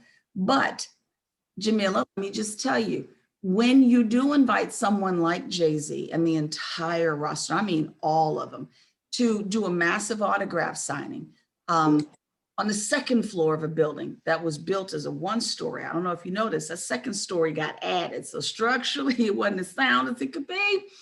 But you need to know a little something about turning on air conditioning several hours earlier than usual to cool the place down sooner, to overcome potential heat load. You understand what I'm saying? I need to hire additional housekeeping and order more paper and plastic. That would be the toilet tissue and the garbage can liners, because we're going to generate more garbage. I need to tell the people in the food court, I need you to order more chicken wings and French fries because more people will be up in here eating. Likewise, housekeeping, double up on the shifts. I need y'all emptying this trash and busting these tables. You feel where I'm going, right? Elevator guy, stand by. The elevators are going to go down. I know that. We keep running these suckers. My escalators, security, need extra security that day. Fire marshal's going to be up my backside on this one. You learn to run the property. And then if you're me, you learn that you love it. And that's how I got up in here. So I never, like your people are telling you, this wasn't a career choice. I just love it. So I got bit and here I am. Thank you. Get in it, Jamila. Come on, Jamila. Just bite the bullet and come on. Well, and I'm glad you said that because I'm a numbers person and I'm not an emotional person. I'm really numbers, and that's I started working with investors more versus the resident, the owner occupied, and commercial just might be a better transition for me because I am a numbers person. I'm all about the numbers and know it in very little emotion and knowing your cat's name and all that stuff. I'm just not. That's not me. All right. Anybody else, though, want to enlighten Jamila about a preference to be here versus in residential? That's my story. Does anybody else have a preference? I think it's all about opportunity also. I mean, how crazy things are, the key word is sustainability, right? I mean, you can have a great year residential, and if you have no other avenues, and the next year residential takes a dump because of whatever's happening. So, real estate being so vast, having those, having that diversity and flexibility and expanded knowledge gives you more potential for sustainability as well, depending on where you are and how things are moving. Absolutely. You know, anyone else? I mean, for me, really, it's the emotional element. I'm not cut out for it anymore. I just really want to expand my portfolio and to eventually, hopefully sooner than later, be the biggest name in DFW for hopefully more so commercial, but I'd like to do both. But it's about getting my name out there. Okay, anyone else in Metro Tex? I think Joshua just declared war. He is coming for you. He says, I'm going for the spot. The nicest guy in the world, but I'm very competitive. All right. Did y'all hear that? He named it and claimed it. Anyone else? Yes, Mish, this is Martha. I was in TV and radio sales for many years, so I know a lot of business owners. And then I became the publisher for CoStar with apartments.com, so I know all the apartment communities. So that's why multifamily is also of interest to me. So anyway, I'm excited. Thank you. Okay. Yes, Mr. Childs. Yeah, Jamila, I was just going to say that, my big why was reading Robert Kiyosaki's Rich Dad Poor Dad book when I was 19. That set a fire into my heart for, financial freedom. That got me into real estate, and then led me to commercial. I just thought commercial was the fastest, biggest way to get financially free, early in life. So that's my big why. And an infamous title is Rich Dad Poor Dad, right? Yes, ma'am. Awesome stuff. Great book. I read it myself. Anybody else got any reason is I used to do eminent domain work with the city of Fort Worth, and I ran into a lot of, I was a part of RWA and all that stuff, and I would negotiate the large acquisitions on commercial corridors. So that just gave me a lot of fire and gusto to do, and I became very good at researching and stuff. So that's like my stuff. All right now. So Mish, I'm interested in the property consultant, and I haven't heard you talk a lot about that. So I'm just trying to see if that's like a good area. So my areas are commercial leasing and property consulting that I'm interested in. And you might be the person, just so that you know, that comes in and may review leases and talk to a manager, and not a manager, excuse me, an owner about whether or not the leases are effective. I've been in situations where, I've managed a property that burnt down. It was incendiary, which means the person that leased the space had something to do with the fire. But when it was time to build the property back up and the tenant wanted back in, the owner said, heck no. And I told the owner, I said, you do understand you don't have a leg to stand on. He said, what do you mean? I said, have you read your lease? He gets the choice. And so you could be the person who consults with regard to leases, best practices. You could be the engineering person, the architect. So you're going to have to figure out what your wheelhouse is and market yourself as a person who can consult on certain areas, because consulting covered, I think, 15 little areas that we saw earlier. Okay. So it's a matter of where's your wheelhouse, because even with property management, forgive me for this, y'all, I've gotten people fired behind people asking me, Miss Guillory, can you walk my property and tell me what you think? You really want an answer? Okay. And what I will do is tell you every area that has a problem. And I didn't know this, but I was getting people terminated left and right because I can walk it and see it. So it just depends. But call me. We'll go over it in more detail and depth. And then someone says, this is the most exciting business. And she said it. Lisa says it's never the same. It is different. It's different every single day. And I do love that. It is absolutely different every day. Now, with everyone's permission, hey, Mr. Hoover down there, I just want to wave to him. I would like a thumbs up if everyone is okay with me pretty much Carl Lewising this next section so we can take a little extra time for lunch. Is everyone all right with us kind of ripping through it? All right. If you're comfortable with the pace we've been hitting, I'm gonna speed that up just a little bit because I have to admit, I did end up having to take that prescription for this migraine, and I would like for this medication to kick in so I can get back to being me. This is killing me right now. So let's do it. Slide back up on the screen for you. We're somewhere around the neighborhood of page 26, and maybe not be a perfect lineup, but somewhere around the page of 26. We're looking at communicating the financing options available to your client. If financing isn't your thing, you'd be surprised. Many investors already have their financing person in place.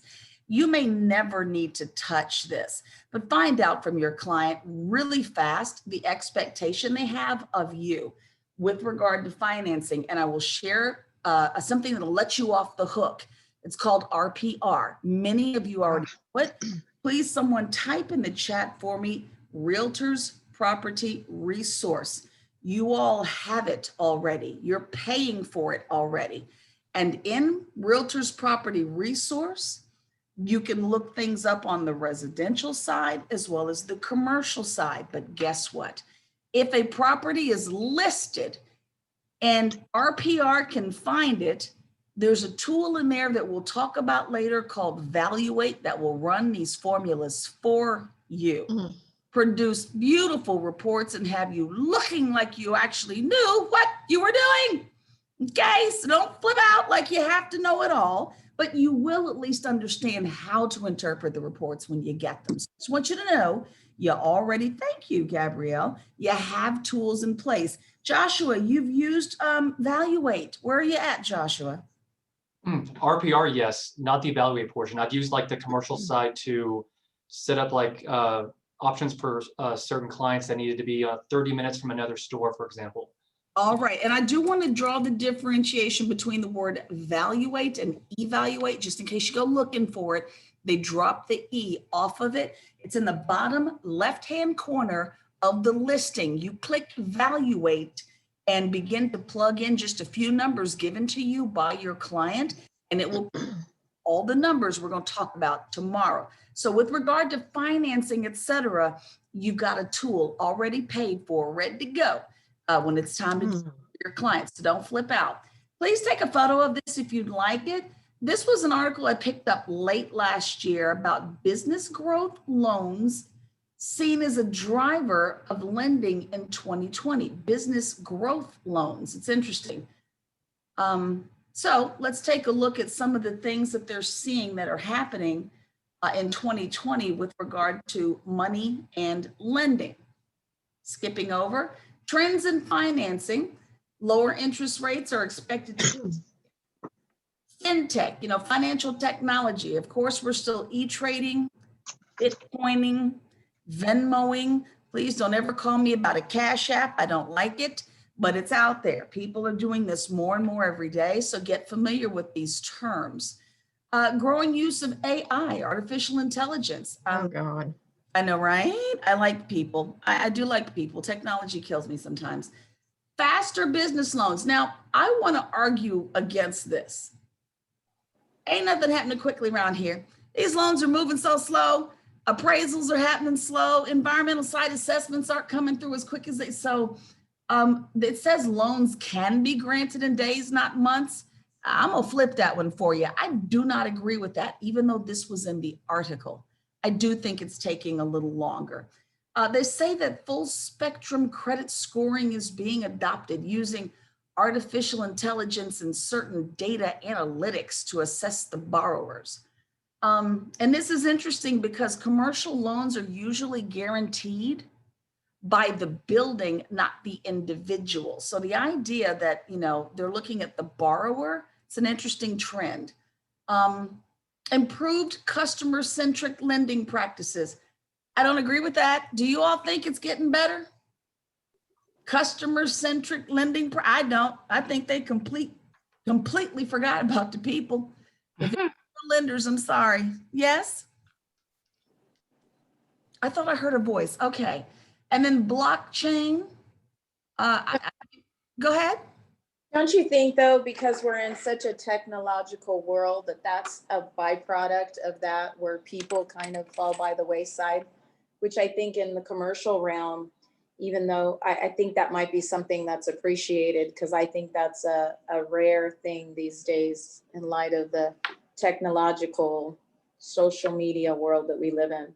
Yes, I agree with you wholeheartedly. I might be someone who doesn't appreciate the emotional acuity required with residential.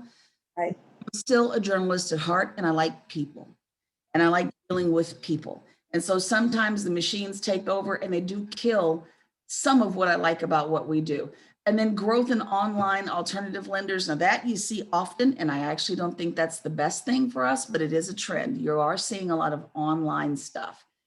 Alternative financing structures. Let me just suggest to you all, let your clients figure out what they want to do. But I will tell you this, take a look up here. There's a whole bunch of creativity going on in commercial real estate. It's not just let me get a loan and buy the building. It's not that I've got the cash for it, let me buy the building. It could be that, oh, I don't know, Jamila has $2 million. She wants to buy a $5 million building. So she goes and gets a loan for $2 million. She puts in $500,000 of her own money and then finds another independent investor to put in the rest of it. There might be 3 parts to that financing. And that's that kind of creativity we're going to talk about later that you all may need to be a party to. You just don't have to be the one, and this is the good news, that tells your client what they have to do. They're already probably going to know what they want to do. But understand, financing gets creative. Does anybody around here have any clients who are very, very strict about how they do their financing? Has anybody got any tales to share? Mic's open. Moving on if you don't. That means everyone's trying to go to lunch. Ooh. I'll say this, I did work a commercial deal in, I want to say back at the beginning of 2020, right when COVID started. And I had a customer, him and his wife were very particular about the financing details. And we got all the way up until, I want to say March, when we were supposed to close. And they changed their mind on the person that they were working with right when we were supposed to close, and we had to start the deal over from scratch and ended up closing in May. Ooh, okay. Troy, thank you very much for that feedback. And we're going to skip that slide because we talked about it, the one that says know your limits. Let me ask you all this. Anyone ever done a commercial sale yet? Has anyone participated in any kind of commercial sale? Troy. I have. Alex and Troy and DeCarla to kind of talk the two. Jump in here. I'm going to ask, did you attend the closing? I did. I attended both of my closings. Really? Yeah. Because I'm a residential realtor, so I just thought that was customary. So I went to both of my closings. Even yeah. So. What about the other folks who raised their hands? Do you attend your closings? No. I attended my closings. I usually, a lot of my commercial clients find me. I used to be a commercial loan officer for Chase. And so a lot of clients find me because they're having difficulty with financing. And so when I help them find the financing for the property, me and the loan officer go to the closing just to kind of celebrate together at the closing table. Good for you. Okay, Michelle and Kelly. Wondering, I attend all my residential clients' closings, but I was just wondering what the how commercial clients perceive that, or is that something you recommend? What experience have you had with that? I want you to sit tight, Michelle. I'm going to see if someone says the thing I'm looking for. Shelly, what are you going to say? I don't, because most of my commercial clientele are not local down the street. They're all over. So it's mobile notary, wherever they want to sign, on a jet, on a plane, doesn't matter. But no, I do not attend my closings. I'm working on my getting. Okay. Well, let me see where I was trying to go. I usually don't attend my commercial closings. Now, let me tell you why. Because, and it depends on how your deal was going. It's not an odd thing for people to ask you for a part of your commission to get the deal done at the table. And I see Alex nodding. Now, Alex, would you please jump back in here and tell them why I said that? Well, so I actually kind of addressed that up front because I've encountered it so much. And so I usually tell my client, well, actually, I've been in a lot of deals where there's actually not a co-broker agreement because my buyer's paying my commission. So I kind of adjust that up front. But with regard to the asking for commission at the table, you say you have seen this.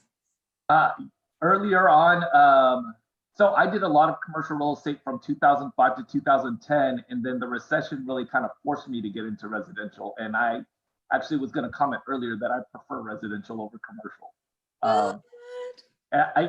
It's steadier money, and right now I think I'm making more money than I did in commercial. So.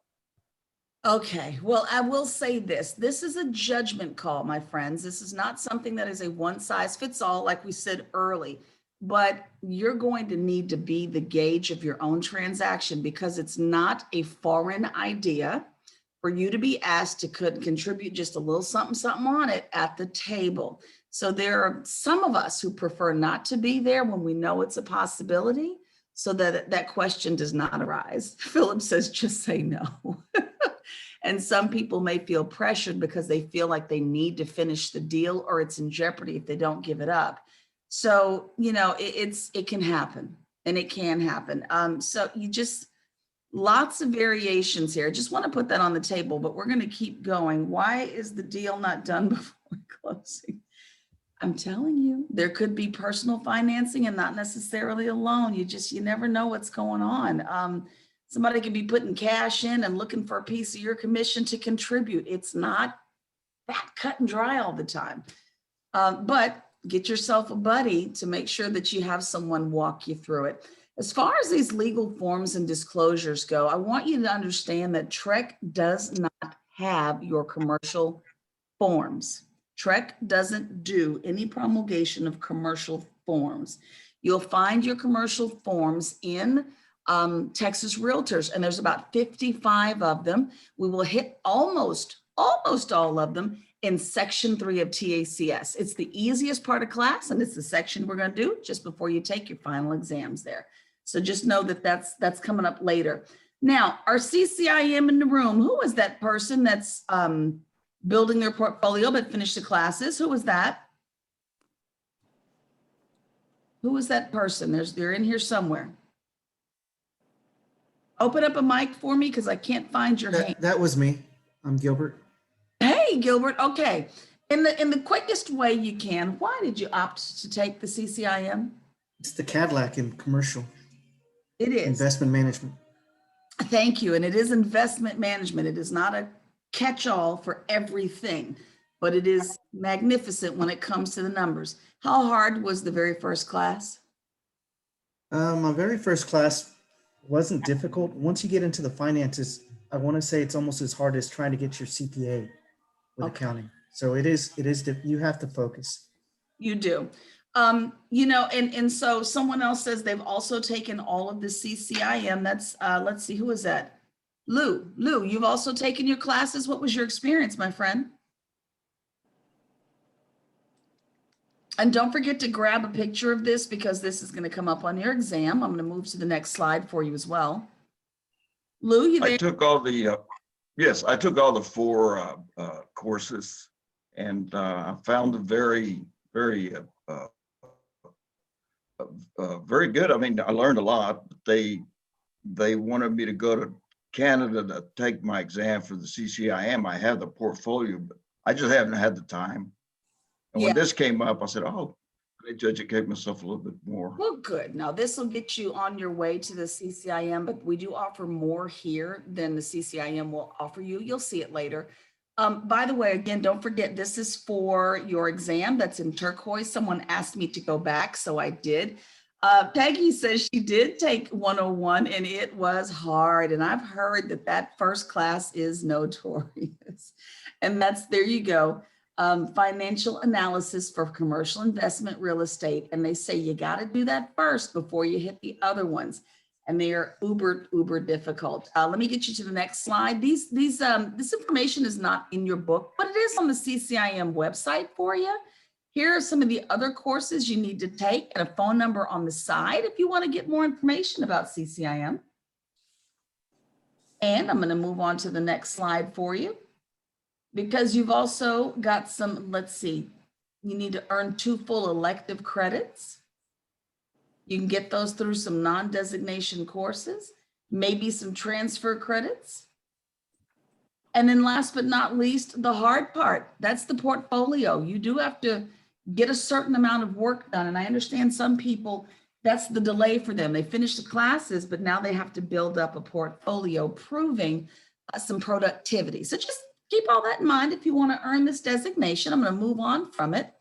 And then fast tracking, by the way. These members don't need to submit a portfolio because they've got another industry related designation. Now, for now, the ACS is not one of them. Just wanted you to know. You may have an SIOR and maybe that counts towards it, but give them a buzz. Give them a check online and see if you got something that will count and let you get on the fast track.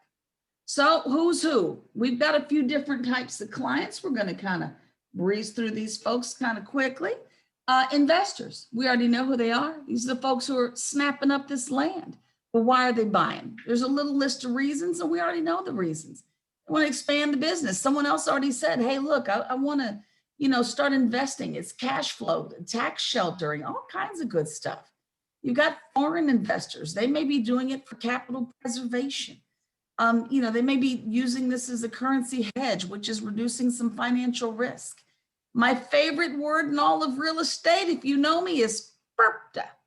Bam! I love to say it. It's a goofy little word, but FIRPTA stands for Foreign Investment in Real Property Tax. And you need to get familiar with this. We'll talk about it later, but when we're at that sales table or a closing table, person who sold the property, if they are a foreign person meeting certain criteria, we're going to hold back about 15% of what they earned. And that number does fluctuate under certain conditions. We're going to hold back a little bit, make sure you do not owe Uncle Sam a little money. FIRPTA, remember it. And I will say this, make sure your clients who are foreign are not insulted by this. I've seen it at the closing table. They think it's personal and it's not. Even natives have to sign this paperwork. Your buyers and sellers may fall into several categories. And Daphne, this kind of, you may be working with any of these people. Non-exempt U.S. investors, these people are subject to tax at sale. That's a FIRPTA again. Tax-exempt U.S. investors, we got pension plans, foundations, endowments, you never know. Local, state, and federal governments. I got a friend who does this for a living. The man has crazy money. Foreign investors, subject to capital gains taxes and FIRPTA withholdings. All kinds of stuff. And your book mentions foreign sovereign wealth funds like NORGES. I tend to call it NORGES. I could be wrong. And then, of course, there's qualified foreign pension plans. Let's look really quickly at something that's going to highlight very briefly what the heck FIRPTA is. It's in your book. Again, we're going to let the title company withhold 15% of the sale amount at closing. They've got a certain amount of time to make sure that taxes aren't owed somewhere before you abscond and leave the country with the money. Then we've got this Norwegian thing, and this is not outlined in your book. If you're curious about it, grab a snapshot of that, and you can do a little bit of independent research. But when I see a word even I don't know, I tend to want to look it up. Turns out that this is one of the largest investors in American commercial real estate. Sovereign Wealth Fund is a state-owned investment fund that invests in our real estate largely. And financial assets can include stocks, bonds, real estate, but they invest globally. This is a bank. Do a little digging if you want to know who they are. We've got acquisitions agents. These are the folks who are representing the big investors, the institutional investors. These are folks that are companies, organizations that invest on behalf of a bunch of other people. They've got that due diligence associated with making sure that this stuff is a good investment. Some of them are licensed agents. Heck, some of them are not. You'd be surprised. Listing agents can expect to work directly with these folks when you're working with large scale institutions that are investing in real estate. So you might have to work with these agents. Then you've got something very interesting, investment committees. These guys oversee real estate portfolios as part of a larger investment strategy. These decisions, including the acquisition of some of this property, these properties are made through committee. If you're an agent working, Uh-oh. What y'all? Hold on, guys. Let me mute someone down there. There you go. You can expect contract contingencies subject to the entire committee approving certain transactions. So you have a group of folks you're going to be answering to when working with an investment committee. Then we've also got portfolio managers. Now, does anybody know any portfolio managers personally? I'm just curious. Does anybody know any? Hi, Ed. Tell me what you know about the folks who do this for a living, just briefly. Uh-oh, you got that microphone closed, Ed. Can you open it up? Are they called sponsors also? Portfolio manager. He does this across the country. He's here in Houston. He has the appropriate degrees for this from Baylor and MIT. And he's always quietly busy on his phone. It's hard for me to get him to go sit still and have lunch for longtime friends from over 20 years, but it's a 24/7 type business because he's handling assets that may have owners or financing from anywhere on the planet. Yeah. Busy work, quiet work, coat and tie work, but he has his meetings. But like I mentioned, he has the background and training for this. During the downturn in the 80s, our government hired him to close banks in the Midwest and do assessments of assets and resources and so forth. Well, you're absolutely correct. These are the quiet guys in the office. I used to work across the hall from one, and Derek didn't say much to anybody. This man was number crunching like a son of a gun. He was always very, very busy. And like you said, Ed, a lot of times we don't interact directly with portfolio managers because they've got so many buildings and properties that they are overseeing. And so a lot of times we might not work with them, even though these people might guide the hand of the investor. They're trying to figure out, do we need to buy this? Do we need to dump this? If we are, what do we need to do? What do we need to earn? What do we need to charge? What are we doing? These guys are nose to the grindstone. Very briefly, I think Ms. Myhan, you were about to say something. Were you about to add a little something? I had a question because I started now calling on people, and one guy said that I'm a sponsor, and I know sponsors like navigator of the plane of the real estate project. Is this the same like portfolio manager or no? Let me just jump over there. We're gonna hit that in a moment. I'm just showing you, we're gonna hit it. You just jumped the gun just a little teeny tiny little bit, but we're gonna get there. Before we get there, let me just show you this. We do have asset managers, and these people in general terms are responsible for maximizing the value of certain assets. And we're the ones that are going to be, managing, certain operational efficiencies. And some of what I did as a PM included some of these duties. We're talking about developing revenue opportunities. I'll give an example. It's a little example, but it is one. I own a gas station. What else can I do besides sell gas? I can sell snacks. Did you hear me go there? You can sell snacks. You can sell lottery. You can accept WIC. You perhaps are doing I'm renting out U-Hauls from this gas station, finding other opportunities to earn income. It's a small example. But what I really want to do for all of you, my friends, you've been fantastic. I want you to take an hour and 15 minutes for your lunch break. You earned it. I want to see y'all back here until about 5 minutes after 1 o'clock. I'm giving you your break and your lunch. You've earned it. Your break. Can you go back to the asset manager slide? Go back. I certainly can. See y'all back here about 5 minutes after 1. That one right there? Yep. Thank you. You're so welcome. Uh-oh. Now, Jim, I'm going to go fix that now. Where did I put that? Where was it? Committees. Thank you, Jim. Wait, is that in the book or in my slide, Jim? Slide. Oh, that's embarrassing.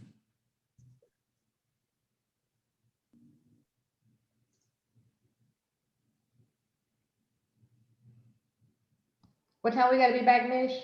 About 5 minutes after 1. I'm giving you your break as well as your lunch. Thank you. You want me to text you my cards? What are my cards? Miss Myhan. I have yours. I have your contact card. Oh, you mean everyone in the room? You want business Yeah. folks in the room? Gotcha. Yeah, I have your card. One lady sent me hers, but since you're not giving the rooster, I mean, how we are supposed to network? You know, I understand. Yeah, because I'm sure maybe Ronnie can help with this. For CCM or other courses, he usually provides that. Do you think I should write him an email? Well, absolutely. Now, Ronnie may not be able to get you the phone numbers and addresses of people from all of the different markets that are in this room.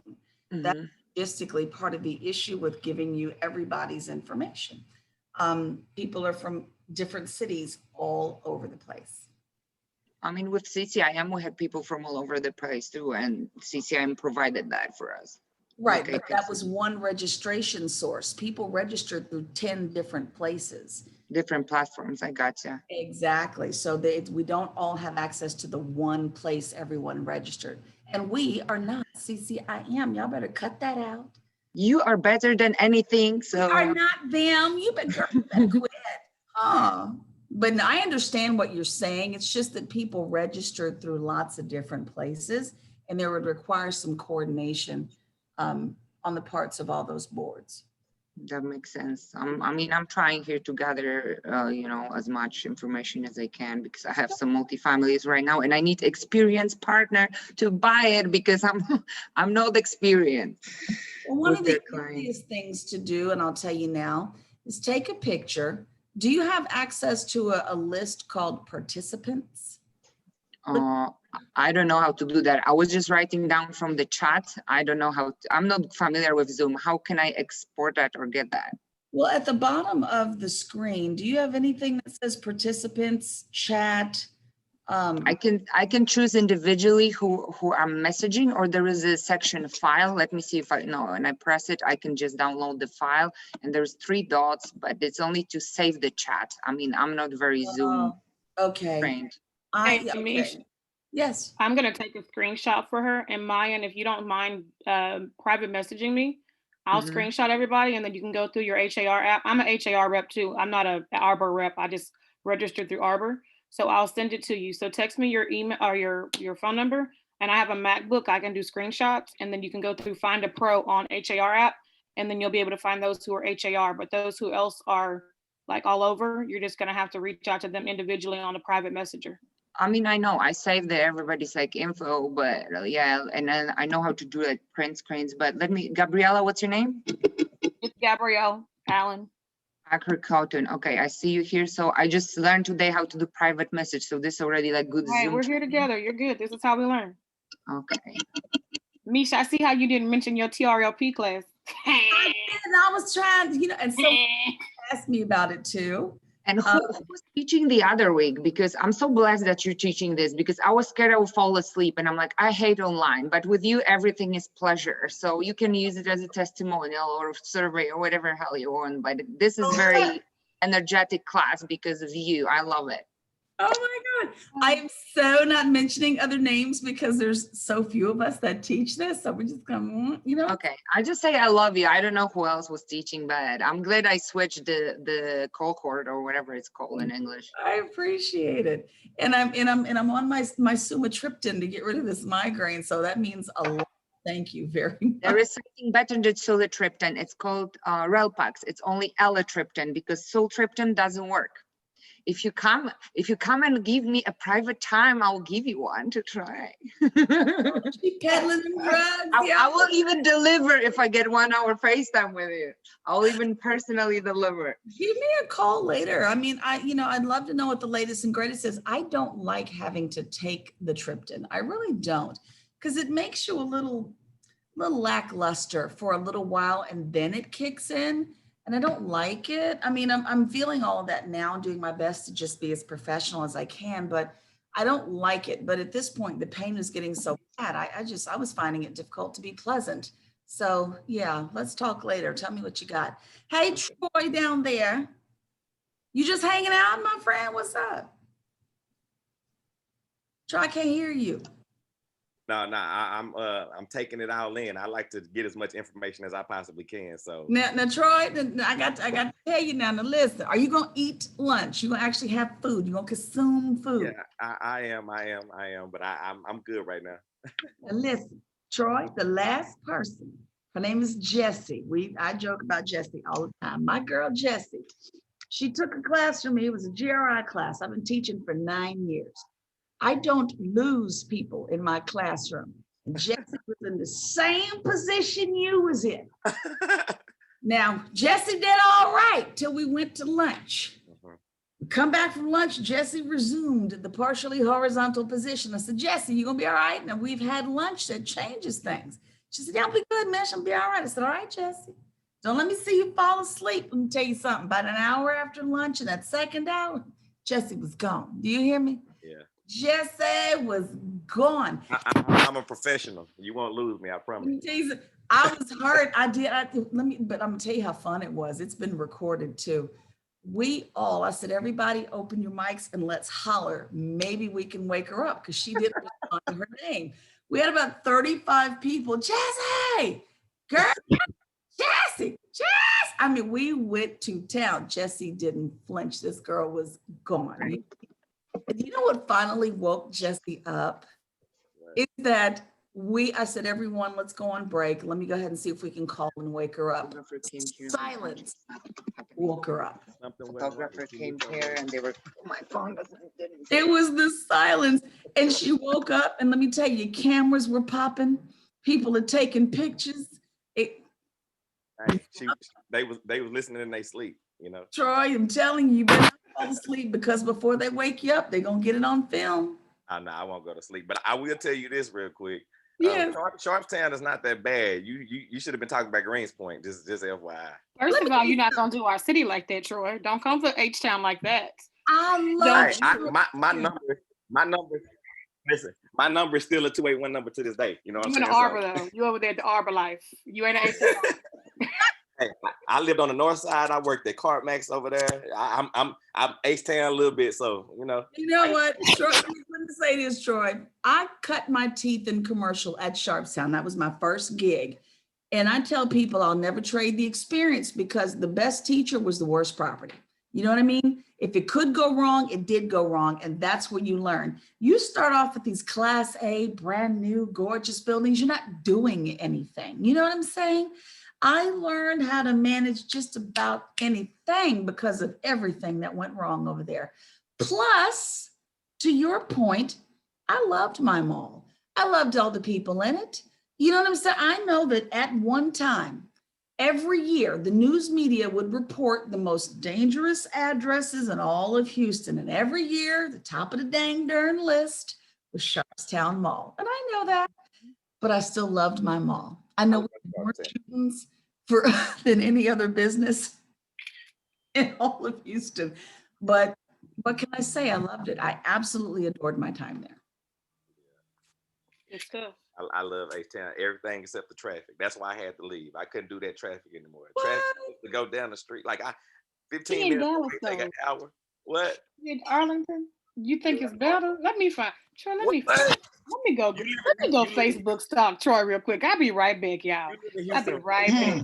You live in Houston right now, and you talking about Arlington traffic now. Cut it out. All are too fun. But I'm going to tell you, I love my mall, but I have to say it was a dangerous place if you didn't know how to manage it. And one of the things I definitely talk about, even in the property management class, you know, that first hour is dedicated to managing people. That includes your customers. It was about people management. When I ran through that mall, notorious for the people who had misdemeanors, felonies, gang backgrounds, it is what it is. Juvenile delinquents ran that place. But when I had a delinquent running through my property doing something they shouldn't have, what you quickly discover is what you don't do is embarrass these people, right? I need you to comply, but I don't have to embarrass you to ask you to comply. So what I became known for is I would walk my mall and I would see some kid doing something they shouldn't have been doing. And this is what I would do. I wouldn't say anything, but I'd look at the kid would already know it was me, and I'd do one of these. All right, Miss Guillory, okay, all right. And they'd stop doing what they were doing. No need to embarrass anybody. Yeah. Give them one of them. That's respect though. You know You what I'm know, saying? Like yeah. you were there, you were living it, and they understood that you weren't running from it, and they knew that, you know, you got to give these type of people a little bit more respect. So that's why you could give them mama eyes. That's what that is. And I was young when I was doing it. I was only in my 20s at the time, but it was like you create more trouble sometimes when you want to get loud and vocal and stomp around like the big dog. It wasn't necessary. It was like, come on, like really, I got to ask you to stop that. But before I said anything, you just, you know, you give them the gesture. They already know. Get off. And what you didn't know back there, Troy, I'm going to say this and then I'm going to hush and let everybody have their lunch. That mall was built in 1961, right? It was a single story mall built up to a second floor in the early 80s. I want to say around maybe 84. But when it was built, in the back of the mall was the post office for the Sharpstown area. That post office eventually moved because the area grew. So, you know, it was behind the mall. But the post office that used to be in the back of the mall became the security department, which also included a jail cell.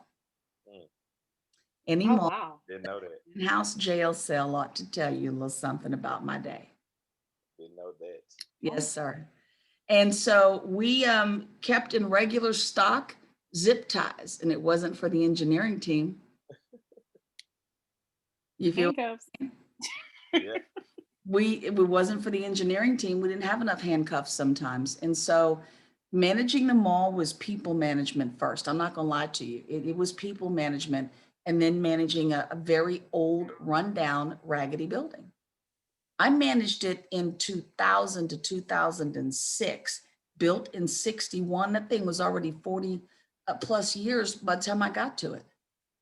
You understand the deterioration I was dealing with, EPA violations on the property, asbestos all over the place. You got to understand, it was a tough place to be. Look, I'll tell you this. That was around when you were managing it. That was around my college times when I was going to school at Prairie View. So, you was in there. I know you ran. He was in there. He was in there getting that outfit for Friday night. I'm done. I'm just gonna let you know the truth. You probably stopped. Like I used to be out there selling CDs and everything. So you probably caught me one day. Hey, Troy, you can't do that. You gave me the look, and I turned around and walked away. I would not embarrass people. Be like, come on now, you know that look. Like, really, we doing this now, right? So that was my time, you know, and it did teach me a valuable lesson, which is why property management doesn't bother me. Office building, got that. After Sharpstown. Yeah, you used to it. So yes, sir. My history is very storied. April says, Mom, look. Exactly. You just don't embarrass people. There are ways to manage people. You get people down, property is nothing. That's it. I say if I can work myself out of Section 8 towards luxury, I can do anything. Oh, and it's better than starting in Section 8, right? I didn't see the meth labs. I've seen the cooking, the cocaine. So it don't even really bother me. So when somebody talk about their cat in residential, girl, wait. Gabrielle, you just said a keyword, Section 8. I have a multifamily with Section 8 if anybody likes those. Oh, honey, that's my niche, baby. Okay, yeah, so whole class and everything. So can I have your number? No, I don't like you like that. So I'm just I'm inboxing you now. Okay. You don't need to quit. But you know what? That's some of the stuff, Troy, that we go over in the property management class, not just how to see a property the way I see it, because I have to tell an investor what I see, but managing the people, the expectations. I was a master at getting the phones to stop ringing. You know, when you get to a property that's distressed, phones are ringing off the hook because people are pissed. They need something. Something hasn't been addressed, repaired, restored, whatever. And my thing was to get into a distressed property and get it done and hit people before they hit me. I was visiting you once a week, every week before you ever called me. And you got to understand, Troy, when I did this at the busiest part of my career, I managed 13 properties in 6 different cities with 26 buildings on them. I visited every tenant every week. And yes, I killed my car. but I was going from Alvin to Road to Atascocita to Bel Air, you name it, I was running it. But when you go see your people first, before they can call you, they just don't call anymore. They know Mish will be there. And that's what got me through. Took that note from you. I got you. All right then. Now what you need to do, y'all see that background lighting, see Troy, you're not horizontal. Hold on. Let me do it like this for y'all. It's all shady up in the building. Troy. Oh, I'm gonna see some falling asleep going on. I'm trying. So now he gonna go put his realty group out there. That's what we're doing. We're just gonna move. You know what I'm saying? Y'all wanted me to get up. I might as well just go ahead and get up.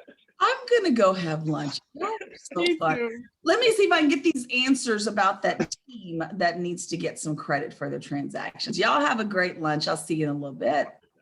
Okay.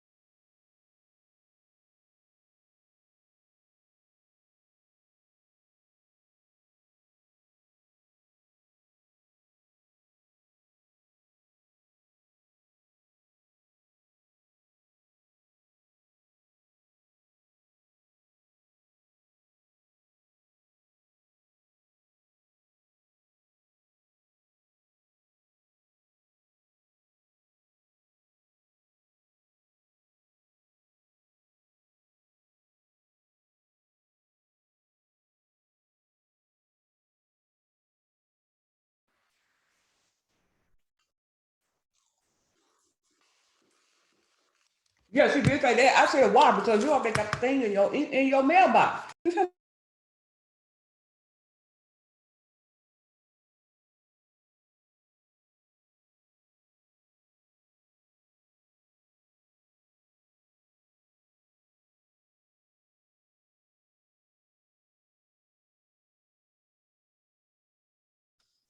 hello? Hi.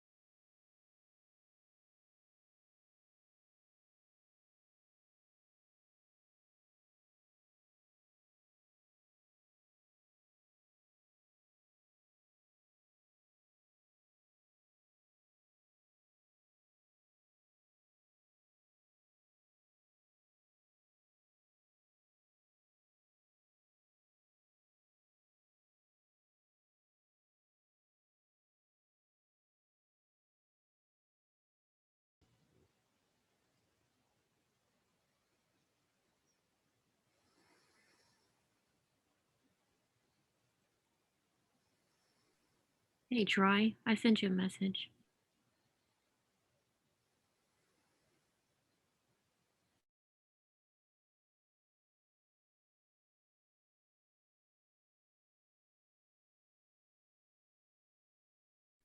Thank you.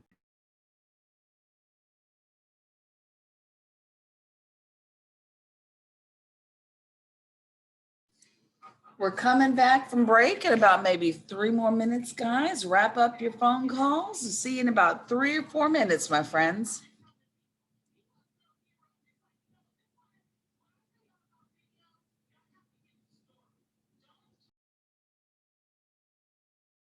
I just want to make sure you didn't want me to do anything. You just want me to open it up, right? You can fill it out if you like. Okay, I'll see if it let me.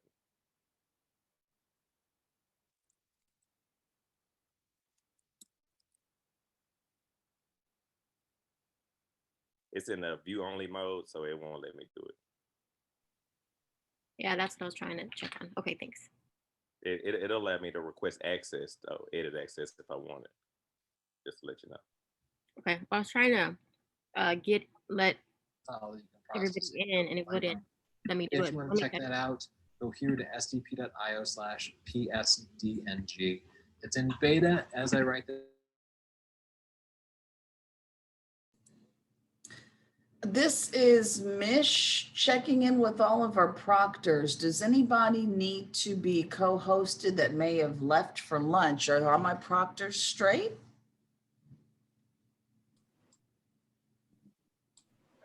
Appling is good. Awesome. Looks like everyone's still co-hosted. If you lost it during lunch, just let me know. I'll co-host you again. Everybody get ready to come on back from break.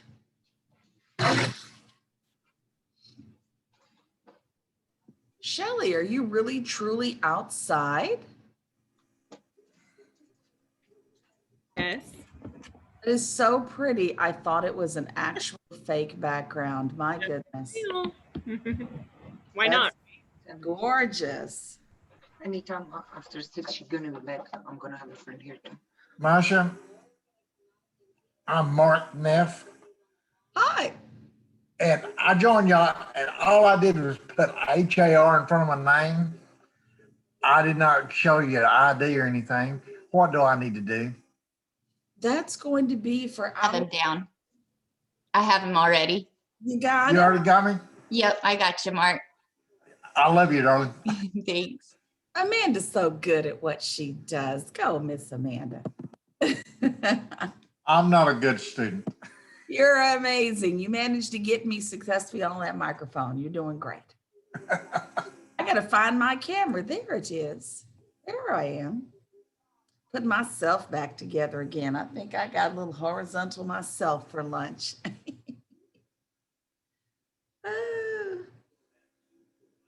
No more coffee for me. I don't think I can do any more coffee. I've had just about enough.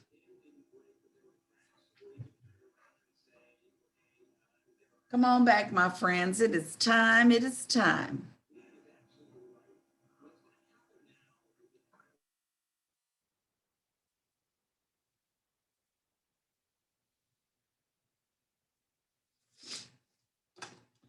Let me just do a quick dental check. Oh, I see some things that aren't so cute. One moment. Masha, I laughed at you earlier today about going to closings. Uh-oh. Tell it. My first commercial closing, let me tell you a real short story. Sure. I went 3 days, got 3 different sets of numbers, and had to give up all the brokers had to give our commission up to close it. I took a note out, and it was an apartment project, 120 unit apartment project. I went over and collect rent and moved into his office, slept on the couch. When we had enough money to pay myself and the other 2 brokers, we went to the bank. Oh my God, that's exactly what I'm talking about. And he was going to give me a check, and I said, no, we're going to cash these checks, and I'm going to take cash. Right? I want certified funds or identifiable cash. Amen. So I came back in and showed my broker, he said, where you been? You were gone yesterday and last night. I went by your house. I said, well, I told him what I did. And he said, well, what'd you end up with? And I opened my briefcase up and I started counting out bills. Ooh. He said, I tell you what, you earned this one a lot on your own. Just keep the whole commission. Really? Yeah. All right. It's tough out here in these streets. So I go to closings. Do you really? Okay. Some people don't. Some people have gotten burned one time too many and they get nerved up about it and they're not comfortable with the no. Like Phil says, just say no. Some folks don't like it, so they don't go. I'll tell you what, I'll never take a note back, but I was going to get my money. I know that's right. Get it. I like your style. Okay. And as far as my headache goes, for those of you who asked, I am feeling a little better. So thank you very much for asking. Thank you very, very much. I did not get an answer yet. Everyone else was on lunch break as well. So I'll have to get an answer to that team question after class, maybe before we kick up again tomorrow. And then let me take this down, make sure everybody else is back in the room. Looks like there's some information sharing going on in the chat, which is just fine, y'all. Be sure to look at my hair, just a hot mess. Is that what a nap at lunch looks like on camera? Okay. It is what it is. That sofa right back there is my rescue. All right, now this is the after lunch warning. Now listen, look at Troy. Troy said straight up. This is when either you're going to make it or you're going to lose it. Remember our very first slide when half of you are about to start dozing, you're dozing and snoozing.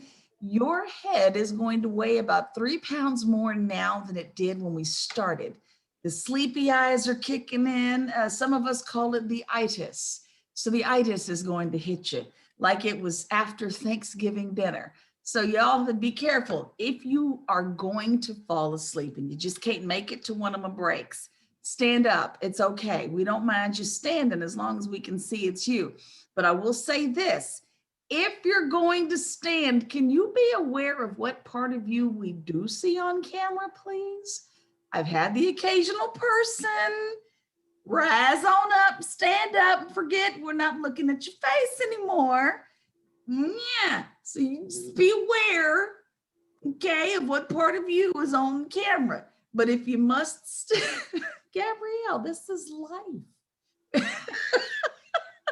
So y'all be very aware of what we're seeing when you do need to stand up. But again, no one ever said you had to sit in a chair all day long. If you need to stand, pace, move around because it's after lunch, I do understand that and we can respect it. I'm like that in my live classroom too. Amanda knows if you got to stand up, stand up. Come on. So it looks like a lot of information sharing is still going on in the chat. And let me say this, if you guys keep sharing your information in the chat, it might be helpful if you also put under your name, email, and address, either your area of specialty or your area of interest. So if someone feels like they might need you, they'll know why. So you may want to add that in there when you're putting up your information. I see a lot of sharing going on. We're going to have CoStar information. Does CoStar come up in this class, Kelia? It may come up in the next class because there's a whole section, I know in section 3 about CoStar and a lot of different platforms, not just that one. RES by Moody, there's a whole bunch of stuff. Commercial Gateway comes up. Let me go ahead and ask our friend before we get started. Martha, you want to give her just like maybe a 2-minute overview of what CoStar is and why?